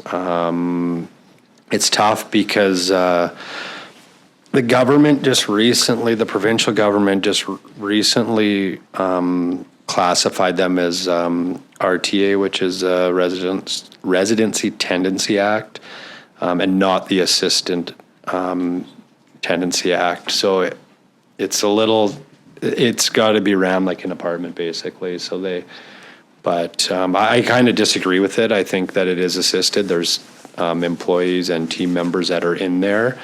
But, we had a pretty good discussion around that, but that's really where it's at now, is the government has officially classified those facilities in the RTA. So I think it makes it a little tough on the operators, but they were, it was a good meeting overall. It was good to work with. They're also planning with some of these new positions. They want to reach out to the businesses and residents that are around that area and have some round tables about, what they're working on, challenges that maybe that they're facing and stuff. So that part of it was good. But yeah, just give a bit of an update on that. 5 weekly RCMP meeting. I mean, we meet with Staff Sergeant Hughes weekly, Kevin and myself. I don't know if there was any major highlights from that, from the last one. Next, the West Moberly First Nations TLE meeting. So the West Moberly First Nations Chief and Council and staff came here to meet with us just to talk about the TLE process and really just about, education for us and continuing to build that relationship. So I wanted to thank them for taking the time to come out. It was a good day spent with them. Next, I met and had lunch with Stuart Forrest, who's the new executive director at the Dawson Creek Chamber of Commerce. I think it was last week. I've had a few meetings with him since, actually. A great meeting, actually. Great to meet him. Really looking forward to continuing to build that relationship with the Dawson Creek Chamber of Commerce, and I feel like we've done a good job over the last year. So we talked a little bit about, Councillor McDonald mentioned the mixer. And so we talked a little bit about maybe the city doing a mixer too, like maybe it's one of our facilities. So I think since then, Melissa, myself, and Stuart have met. So I think there's a bit of a plan for that, as well as Kevin and myself were talking about how we could do like a quarterly, maybe it's quarterly, we're not sure, but a meeting or a luncheon to the community where we could be there to give like an overview of what we're working on, whether it's capital projects, whether it's strategic planning, and then just, in a smaller group, like a, 50 to 60, where we could have open dialogue with people. So we've talked to the chamber as well about that. So I think that's something that will come in the near future. So, better breathe here. Next, YMCA childcare meeting. So I had a meeting with YMCA. This was last week or the week before, just about childcare in the community. So they're actually coming up to meet with Kevin and staff, I think, and myself in the near future, just to kind of have a brief discussion on where that looks and what part the city could play in supporting YMCA. Coopy visit. Kevin and myself went out and met with Mayor Veach and their CA, Sandy Stokes. I'm just going to say it was in the last couple of weeks because it's all a blur right now. But we went out for a couple hours. Just really one of our strategic plans is relationships. So Kevin and myself wanted to try to commit to, if we can, once a month going to meet our community neighbors. And just, build that relationship, see where we can assist them, where they could assist us, where we can just work together, understand their concerns, what's working for them. So I just wanted to thank them for taking the time for having Kevin and myself out there. And it was good. So next business meeting, at a business meeting through, I'm not going to bring up names of the business, but it sparked some talk about like some tax exemption, some opportunities throughout, I guess growth and looking forward and being open. So Kevin and myself, we were researching it a bit, but we soon learned that a lot of communities offer incentives around, not just business, around, it could be residential or multi-use places, apartments, businesses. So there's a lot of neat things out there. And I know previously we've directed the team to look at something. So I think that gave some direction once we've seen all that, where that there'll be a report coming back to council on that. So Dawson Creek Regional Airport, we had a meeting with elected officials from around the South Peace region, really, and it was really just about the airport, and it was really an initial conversation about, where, other communities, other regions, other people that live in the South Peace feel our airport could be beneficial, where it's lacking. It was really a lot of open dialogue and understanding where that is. So there were some things that came out of that, and I'll continue to keep you posted as we go. But it was the initial meeting was just more about really understanding what others felt from other communities around here with our airport. So community awards gala was on last Thursday. I guess I want to thank council for having the vision to grow, recognizing our community and the folks in our community, because being part of it was, it was pretty breathtaking, actually. It was a room of, there was over 100 people in there, it was really amazing to see a community brought together, and I really believe everybody enjoyed it. I had a lot of positive feedback from everybody that was in there, but just to stand up there and look at all these community leaders that give back to make our community a better place, and it was powerful just recognizing them, and it was to me, but I believe it was to everybody. There was quite a vibe and a hype in there. So I did want to, I'll touch on the winners of the awards, but also just a huge thank you to everybody that was involved there.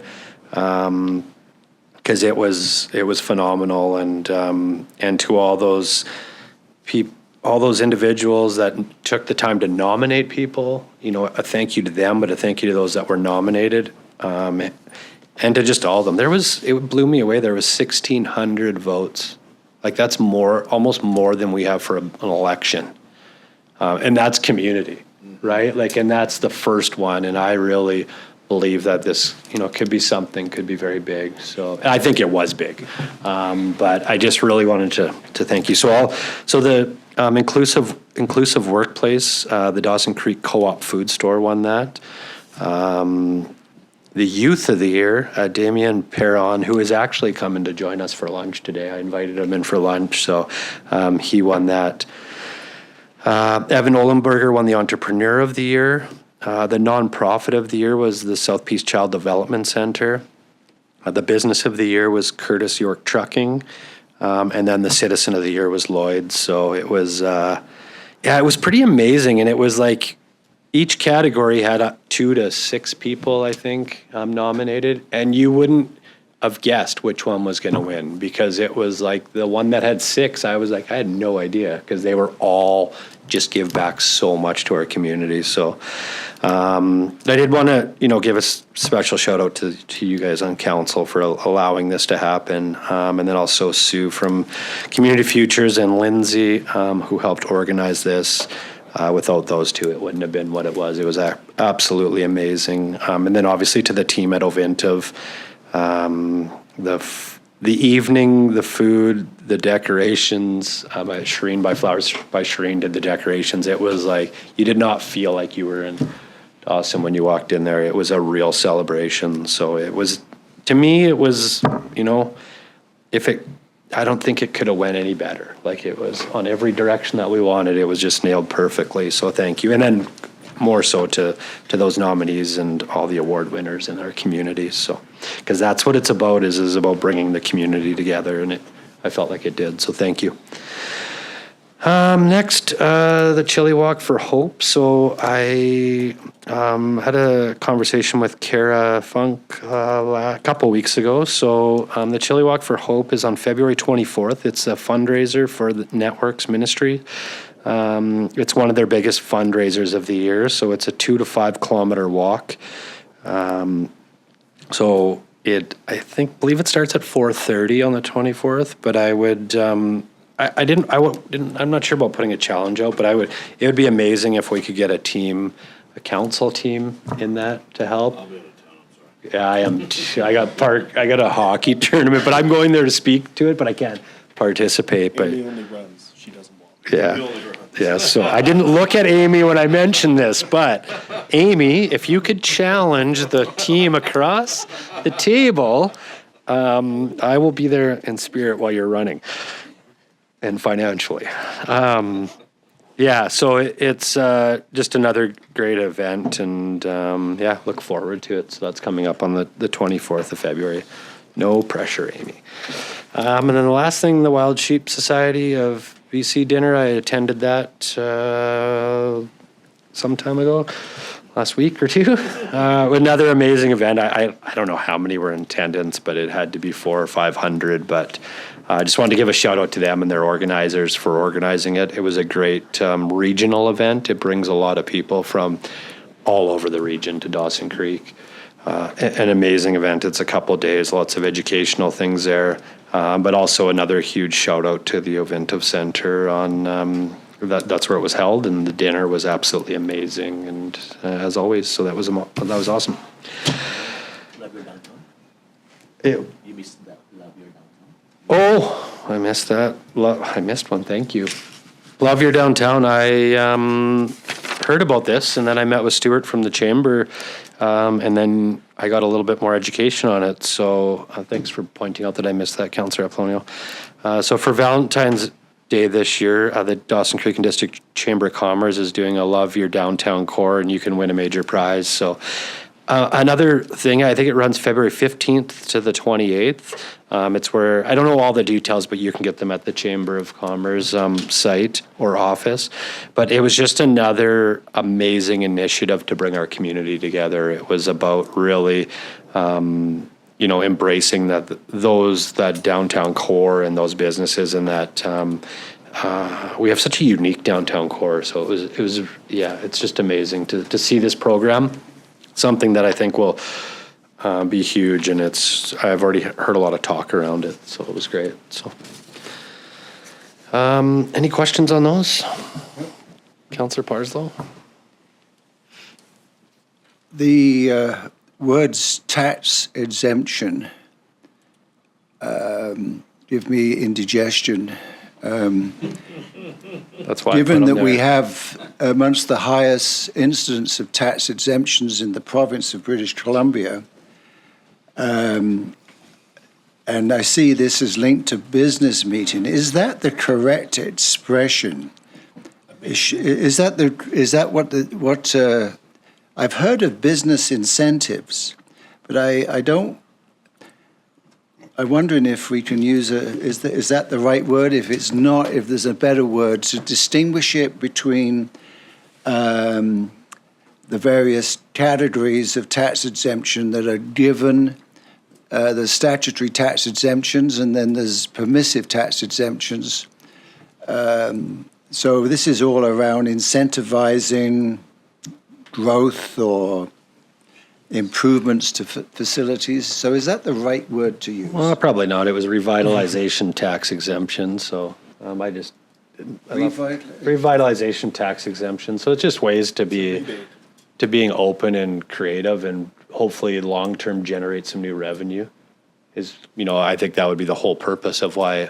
Yeah. Kevin sent me an email with 6, I think, different communities, and every single one of them, it was just they're all different, but it's really just about how do you generate new revenue to your community. So remote development. I'm not speaking against that. I'd just like to use a different word, because we already have a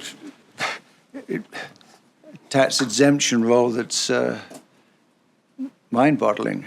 But it's for a different purpose. So I'd like us to use possibly a different language, if possible. That's just a plea, so I don't get indigestion. You're correct, Your Worship. It is a revitalization tax exemption, and that was, Council had given me direction to explore that some time ago. And so we're looking into that, and we'll bring something back for Council to consider. And the gist of it is that if Council is interested, you define an area, particular zonings, and thresholds for investment in that revitalization of whether it's a renovation or a new build, and then some form of a exemption scheme over a period of time, no longer than 10 years. That can be everything from a total exemption to a partial exemption to a graduated exemption. So there'll be scenarios, and like I say, we'll bring something back for Council to look at. thank you, Kevin. Thanks, Councillor Parslow. Sorry that I affected your internal organs a little bit. I'll get over it. Any other questions on any of those? No?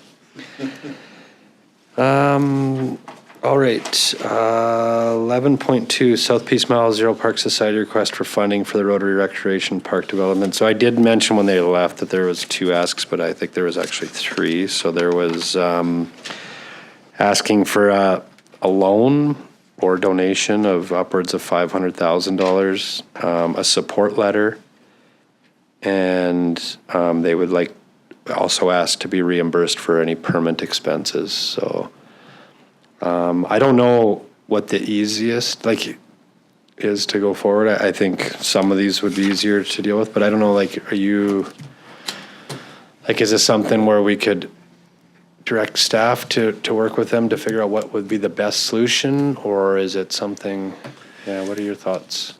So through your worship, what we heard is that they would like to have some cash available to them to show that they have matching funds for various grants, because they struggle through their fundraising to use that as, I think they need to have it in their bank account, so to speak, for these grant applications. So that's their ask. They're hopeful that they can pay some or all of it back, but I think, you have to look at it that maybe it, assume that it doesn't, but hopefully it will. So I think you can go a couple routes, as you could provide them that funding up to $500,000,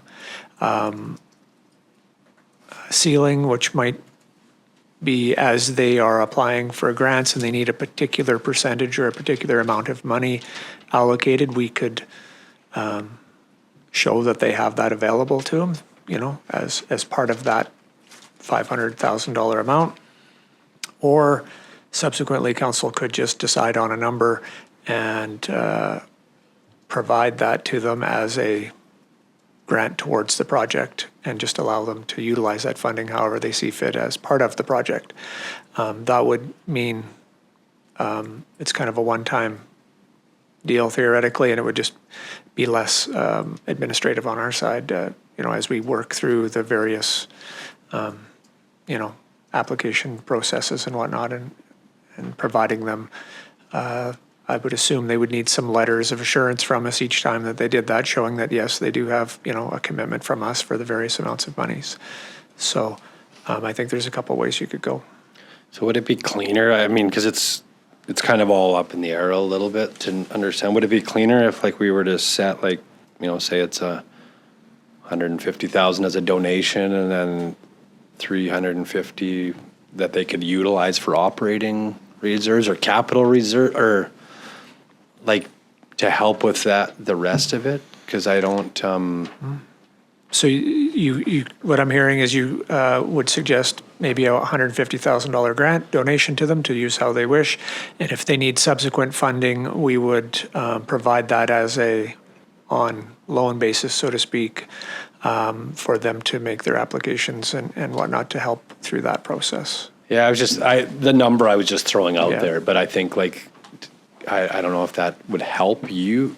I don't know which way council wants to Yeah. go, but it's. I think the simpler from our perspective is that it's just a one-time grant for whatever amount council wishes. But if they want to, or if council wishes to do the loan, so to speak, we can figure that out as well. Yeah, and I guess it would be I know that it's new for them, and they got lots of different funding coming from different avenues, so they don't know where all that falls yet. So, I mean, if we had a crystal ball, it would be nice to see that, and then we could know exactly what we need to And contribute as or far not as to help get it to the finish funding line. source, I think the only place that it would make sense is through the growing communities. Yeah, Fund. the growing communities fund, yeah. But then that would be more of a donation from there, it would be hard. The other ask would have to come from operational reserves probably, right?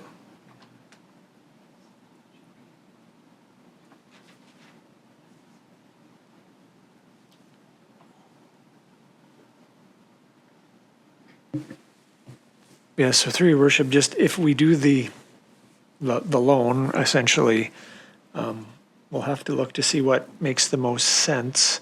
I mean, you could use the you could use the Growing Communities Fund with the idea that you're using it for them to leverage and that it's going to come back, I assume. Yeah, there's maybe a couple different ways we can look at that. I'm looking to Melissa to see if I'm. I guess the hard part too is if it's a loan or not. Like, it impacts us a little bit on our other future plannings. Like if it is a $500,000 that we just want to give, Yeah. that's different than if it's a loan because we don't know what we're going to get back. So you don't know what You you have can to assume utilize it's that tied for, up, yeah. right? So, not that we don't support, the idea. Councillor Parslow? Just a reflection to add to the mix here is that this project is to be completed by September of this year.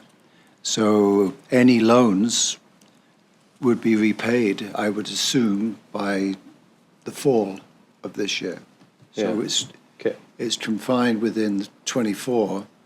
We've got until 28 to spend the money. So I don't think, I'm just responding to how long would that loan be out there? Just a short period of time. It's just bridge money, really. That's all that this is. And bridge financing goes on all over the place. Well, and I think too, like I understand that part of it too, but I think the other side is did, us as a council and city, do we want to donate some to it as well, right? Like, I think they said 75 to 90% would be paid back, so you assume at 500,000, 75% paid back at the lower number that Alex was suggesting. That would, mean about 125,000 roughly would be a donation. So that's where I was wondering, like, based on that, does it make sense to say, like, look, we'll donate this so they don't have to worry about it, and the rest is a loan if something changes? Like, yeah. I would make a motion, if you want, Yeah, please go ahead. that we donate 150,000 towards the pump track, or is it jump track? Pump track. Yeah. And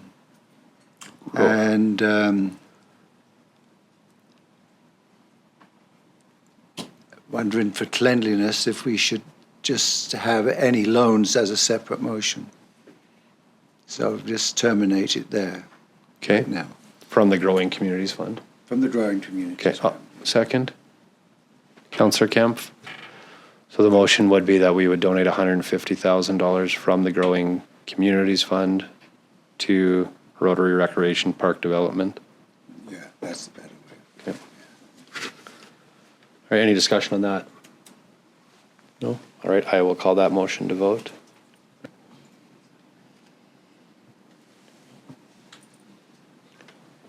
Vote is closed.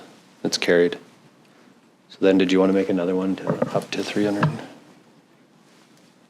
Councillor Parslow? I would be willing to make a motion, but I want to make sure that I've learned over many, many years, you always keep your finance officer happy.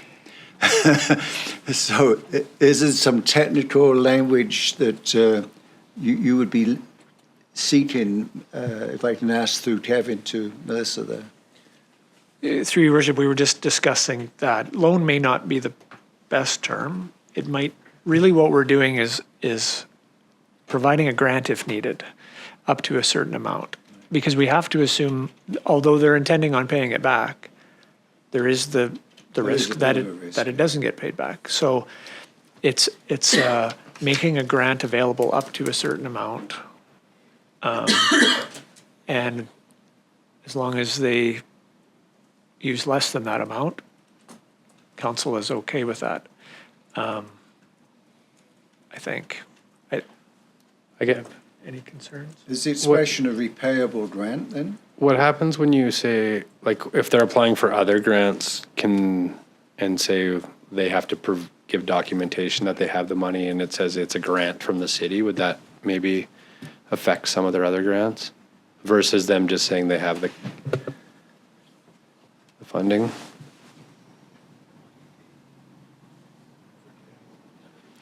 Or could we just say we'll approve up to $350,000 for this team at the city to figure out the best way to implement that with those premise. Yeah, through your worship, I mean, we need to find the exact wording. I think the intent, we understand what the intent is that you want to make that money available for them to utilize in leveraging and applying for grants with the intent of them repaying it if they utilize it. As far as exactly how we do it, we'll look into that. Essentially, yeah, that's fine. Did you want to add something, Tab? Through your worship, would it be helpful if council made a recommendation to authorize staff to bring back a report on options on how we could make this happen with a formal recommendation with the appropriate language? Is that enough time? Through your worship, I think we've already done the grant of 150. Council approved that, so I think they've got more than they came with today to start. Yeah. So I think if we just explore exactly how that looks, it's a good idea to have that and just find the mechanics of it. Perfect, thank you. Thanks, Tab. Go ahead, Councillor McDonald. Thank you, Worship. Sorry, I was just going to suggest also that should we call it a forgivable loan? That we maybe just call it a forgivable loan. But I will move Tab's recommendation there, or Tab's motion. Second. Tab's voice, our motion. Right. Second, Councillor Kemp. Okay, so the motion on the floor is to direct the staff. Watch what she's putting up. She's sneaky at times. All right, I'm going to call that motion to vote. Everybody's comfortable with what they're voting on? Okay. Oh, I closed it too soon. You did. I'm going to call that vote again. Or does that mess you up? This is, we just voted it, the TAB motion. And The TAB motion. Yeah. Councillor Parsley, you got to vote again. You still didn't vote. Okay, vote's closed. I closed it too early, but I blamed it on you, so. All right, I guess the next one, maybe we could have lumped that in there about, Kevin, the building permits. Like, what are we talking about? Like when, is it something that you need? With the pump tracks, so through your worship, there will be possibly some permits and some things that need to be dealt with depending on drainage and where that goes, depending on the structure, depending on if there's a water connections.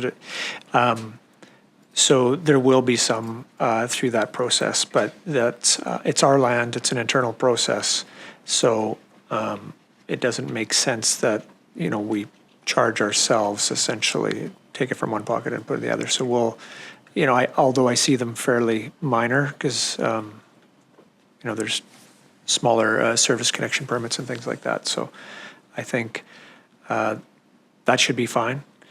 I guess the question is if they're possibly needing some permit for drainage, if it was to go to the creek, and if there's some things around that, and if we need to engage the ministry or anything there might be some cost associated with that. I guess the question would be is, I'm assuming council would just want us to, it's our land, so we just deal with it. Yeah, so you don't need any direction then, and if there's something that comes back later on, you can. Yeah. Okay. We can report out in a future COW if there is some of those costs or what they would have been or what, just as a bit of a recap, so council has the whole picture. Okay, perfect. Thank you. So then the next task was a letter of support from the city. So would somebody like to speak to that? Councillor McDonald? Well, thank you, Worship. I'd like to move that we provide any letters of support required for grant purposes to the Southwest Mile Zero Park Society. Thank you, Councillor McDonald. Second, Councillor Kemp. Any discussion? We'll call that to vote.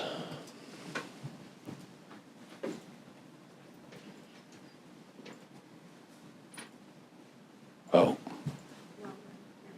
Okay, do that again. I'll call that to vote again. Sorry, Councillor Parslow, you got to vote again. Getting your arm exercising. So wrong arm, Vote is closed. It's carried. I'm just going to call a 5-minute recess and come back. So go back to order. Next order of business is 11.3, memo from Mayor Dober regarding downtown wayfinding signage. Councillor Kemp. Thank you, Your Worship. I'll move the proposed motion that staff be directed to look into the cost and best placement of wayfinding signage for the downtown core and present findings back to council. Thank you, Councillor Kemp. Second, Councillor Apollonio. I can speak a little bit to this. I guess a couple, actually not, it's, I just had numerous individuals, residents, businesses downtown over this last year talk to me about, and from Roundtable as well, from signage to our downtown core, that there's not a lot of signage when you're coming in on Alaska and 8th Street. So just for something to look at, and I know Ryan is looking at the whole signage package, and there's different things. So I just I wanted to put this forward as it's been brought up to me numerous times. So, Councillor Earl. Yeah, you touched on it. My only concern, I guess, is, and I agree with the sentiment, it's just I worry we are preempting the planning currently being undertaken with respect to the tourism initiative. So I don't know if it was already kind of in the hopper cooking or what, but that would be my only, I don't know where we are in that process with respect to drilling down to this. And I just worry we're preempting it. So if staff has any concerns about that, I'd be interested to hear it. So through your worship, so I agree. I think it's something that we can look at. If passed by council, we'll make sure it's included. I don't know if it's going to be spoken to in the tourism strategy piece specifically, which is due to come to us by the end of March. But we are also looking at a number of sign initiatives and in different areas, so we can put that in there and see what we come back with. Thank you. Councillor Parslow. Well, I'm not against this. I'm just trying to envisage about the doability, given that I've learned that downtown does stretch north of the Alaska, is on the north side of the Alaska Avenue as well, and on the east side of 8th Street, and all around the traffic circle. Would a better proposal be what you'd see in many other communities, and certainly all over Europe where I've been? You have a map, and you are here. You know, so you know where you are because you can see from the map. So rather than a sign saying downtown, because it would have to go in multiple directions. I may be overstretching this a little bit, but that's my confusion. Where downtown is, does Core Lanes downtown? I think so. Is Tim Hortons on Alaska Avenue downtown? I think so. I just don't know where it ends, but you see what I mean? It would have to point in different directions. Unless it's pointing to something specific, like bank, public washrooms, da-da-da. But why not consider the map idea? I like that idea too. Just Yeah, so- especially so- to have something at NAR Park when you're pulling in to see that map of. I was thinking more like with the comments I hear in regards to this are the multiple businesses downtown that are on those 2 or 3 or 4 streets that get bypassed because there's significant business down there, right? So that's where this came from. But I get what you're saying. I'm all for the idea. I'm just trying to, if I was administration, trying to think how is it. But you could also have all these businesses, if they wanted to, they're at the side and you have an arrow where they're located on this map. Mm-hmm. And put it behind plexiglass and... Yeah. So through your worship, just So we do have some wayfinding, as I think I mentioned to you. We have those overheads that the Ministry of Transportation put in a number of years ago. We have them on 8th and Alaska, just kind of pointing either downtown, or I think there's one pointing towards the, is it the art gallery? Visitor Center, yeah, right? So there is a couple signage. But we can certainly look at options, as like you say, there's the map with those that you could have at the NER Park, perhaps, as part of the things we're doing there. And so there are some options of what we could look at. Okay, thanks, Kevin. Councillor Earl? Just wanted to touch, I think last year, maybe, I partook on behalf of council in a consultation with respect to the marsh, oh my God, drawing a blank on a Monday. But basically, they were looking to refurbish the maps there and stuff like that, and the issue of QR codes, so people could have the guided walking tour or what have you just on their phone as they scanned it on the map. Just wanted to note that, as it seems like that's the way of the future for some of this stuff. Thanks, Councillor Earl. All right, any more discussion? I can see Melissa's gears going right now. All right, I'll call that motion to vote.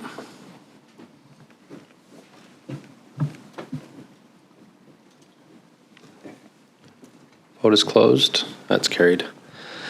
Next order of business, 11.4, memo from Mayor Dober regarding growing community fund allocation.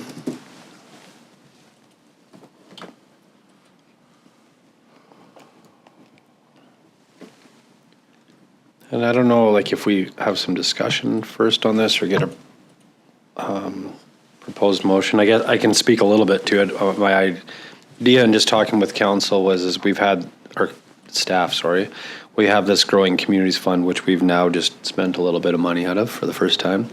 But it needs to be spent by 2028. So I guess part of it is to give the staff some direction and also to bring something back to us on a vision for this funding on how we spend it before 2028. And whether that's like Parks and Rec master plan, I mean, it's a little bit limited what it can be used for.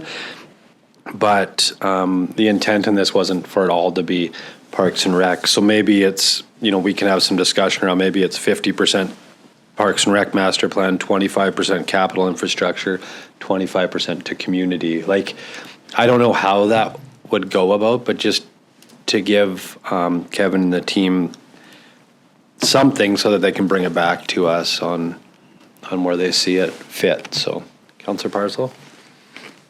Well, I appreciate your comments, for sure. When I first read this motion, and I've talked to the mayor about why just this narrow scope. Surely we should be using this one-time grant for addressing the priorities that are not covered in our existing budget that need to be there, that can be done by the 2028.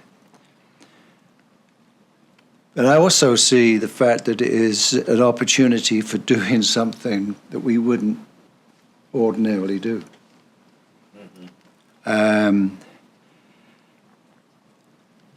So, I may come across as being just fiscal conservative, but I do get tempted sometimes into some forms of what I could call, in a very broad term, a deviation from that. I wasn't going to use the word sin.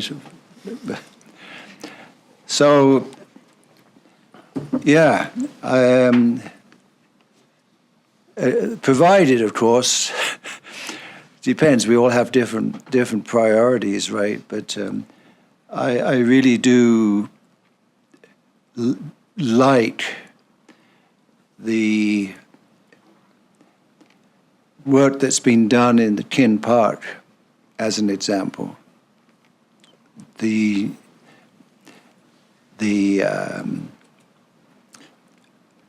accessible playground, the pickleball, tennis, the yet-to-happen basketball court. They added something. I think it's appreciated, and it's almost no operation costs.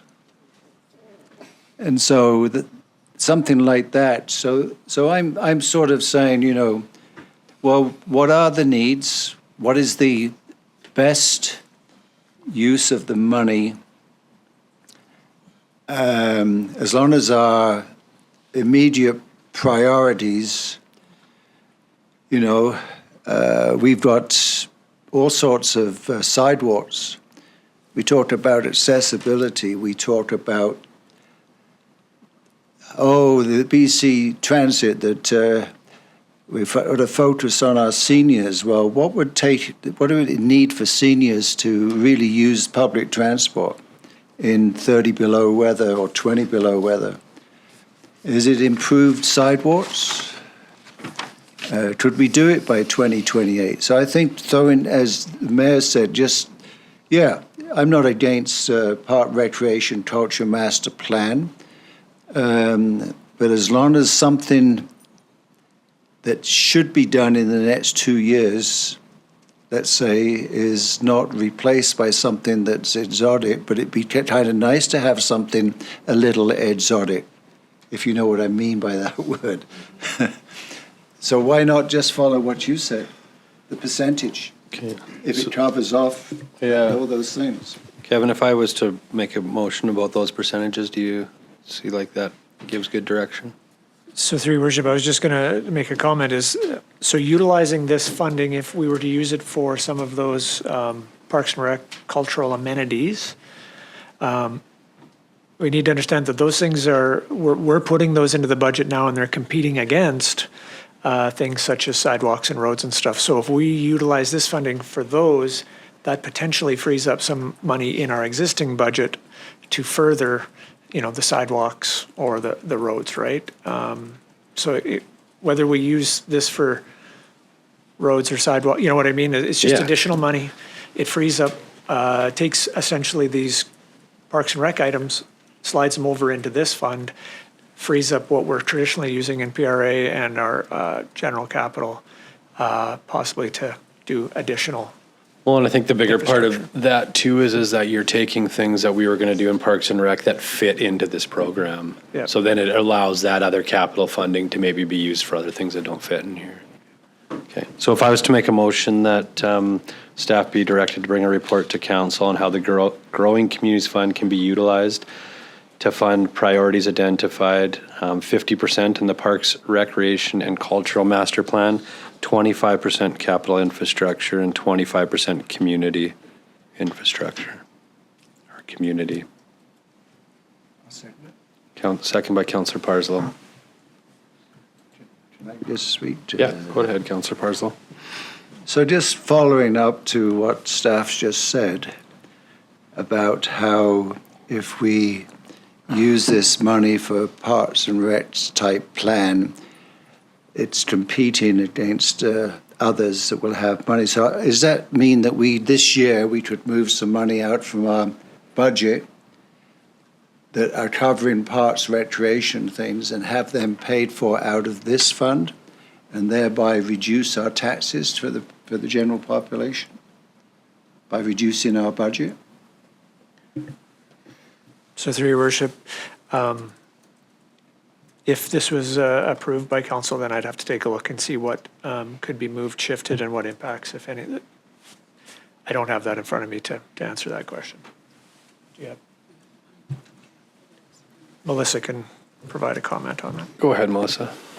I just think, through your worship, I think the other consideration, if you're reducing capital projects, that's just funds that are available within the capital pot of money.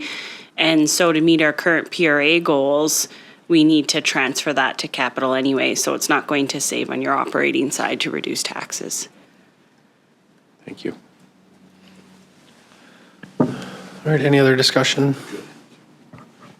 Stir in the pot, or are we good to go? Everybody clear on? Oh, Through your worship, just a point of clarification. I just want to make sure that I'm clear. Maybe everybody else is, but I just want to be. So 50% for Parks and Rec cultural master plan items, Yeah. 25% for infrastructure. Any So- particular infrastructure? Well, I think anything that fits in the requirements of the Growing Communities Fund. So could be trails, could be roads, could be Yeah. sidewalks. Street light, could be Lighting, something something. new or could be something Okay, existing. and then you said 25% community. Meaning something that benefits the community as a whole, or we believe that is what kind of my thoughts were, and that could be something new. Okay. And so what we'll do is, if this passes, then we would put together a bit of a list of projects based on those parameters and bring that back to council. Yeah, okay. Thank you. Councillor Parslow? So there's, I think for me, I'm not trying to make an amendment to the motion, but I really hope there's a view to what things that get priority that do not add to our operating budget. You know what I mean? They're standalone things. Because it's our operating budget that's causing this problem, not the capital budget. But we have to use this money for capital things. Yeah. No, for sure. But what about, though, Devon has been leading an accessibility. And, I would just like us to shine a bit of a light on what needs have been identified as it relates to improve accessibility in our community. So that could be the other that the mayor's addressing, you know what I mean? Sure. Looking towards those who face challenges of mobility in the community and accessing our facilities. Are there some capital items in that committee's deliberations? I don't know. Go ahead. Your Worship, actually, I was going to be bringing something to council at this next COW regarding the Accessibility Committee. Right now, there's nothing on the agenda for the Accessibility Committee in regards to capital programs or anything like that. But what the committee has allowed us to do is access those groups that could really use a good look at accessibility. So I'm hoping in the future, once they get their legs under them and we start to really get moving, we'll be able to use the Accessibility Committee to really just integrate accessibility into a lot of what we do.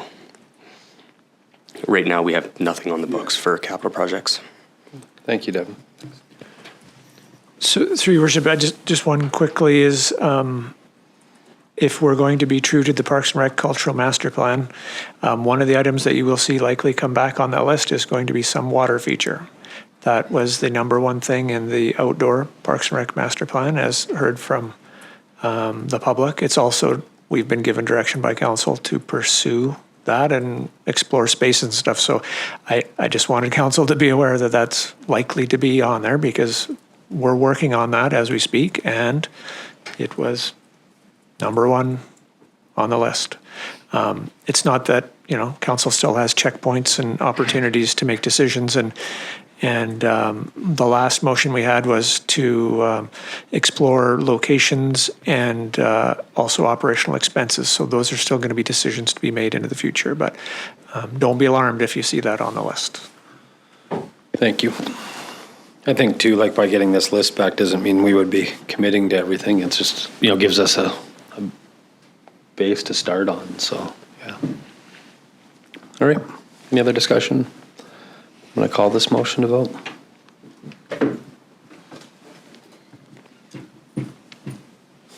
Vote is closed. It's carried.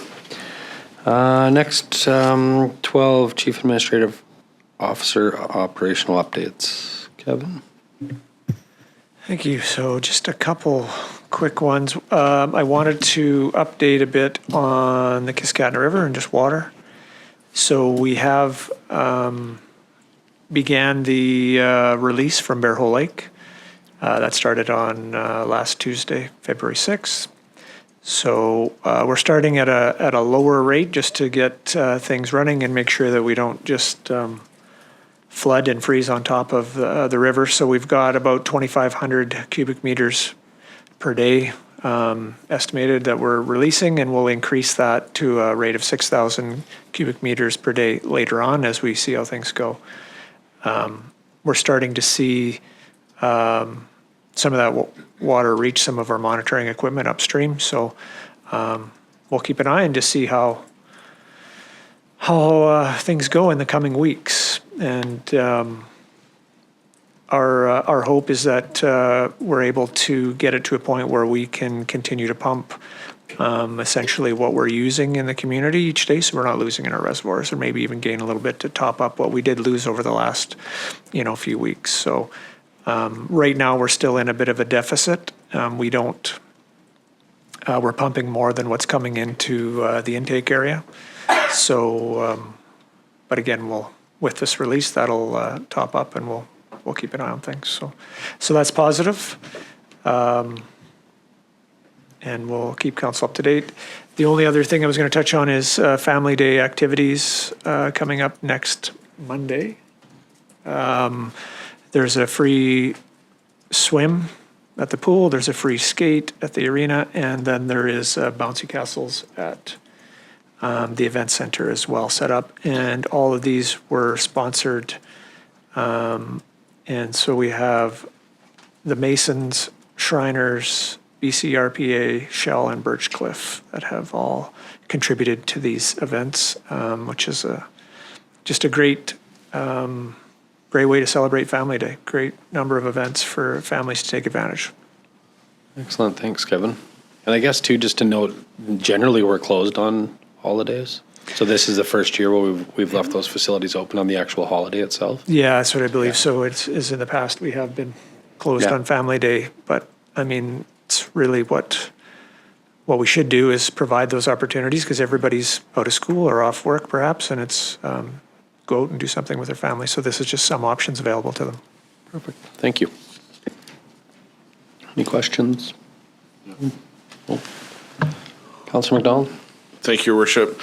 Through you to Mr. Henderson there, can you give any updates about the NID activities that the city has planned as well? Yeah. Go ahead, Ryan. Through you, Your Worship, Councillor McDonald.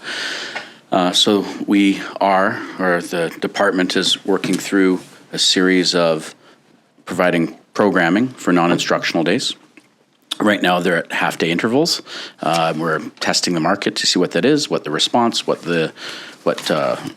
people like or dislike about them, or the time frame. And I think that they are beneficial, or have seemed to be beneficial. And you're going to see us probably extend the hours of them throughout a longer period of time for more people to take part in those programming, those activities. Excellent. I think that's a wonderful initiative. Really. Excellent. I think that's a wonderful initiative and a true benefit to the community and those with young families. That's great. Thank you to you and your department. Thank you. Anything else? No? All right, next order of business, 13 diary. I think there's anything in the diary. 14 consent calendar. Was there anything that somebody would like to lift? If not, I'll get a motion to accept the consent calendar. Councillor Earl, second Councillor Kempf. Call that to vote. Vote is closed. It's carried. Next media question period. There is no media. 16, recess to close meeting. 16.1, resolution to move into meeting of council, closed to the public. Agenda item 3.1, section 90 minutes as previously noted. Agenda item 2.1, section 92B, the consideration of information received and held in confidence relating to negotiations between the municipality and the provincial government or the federal government, or both. Agenda item 4.11, 4.1.1, section 91K, negotiations and related discussion respecting the proposed provision of a municipal service that are in their preliminary stages. And agenda item 4.1.2, section 91C, labor relations or other employee relations. Motion. Councillor McDonald, second. Councillor Apollonio, I'll call that to vote. Vote is closed. Perfect. We'll come back at 12:30, so.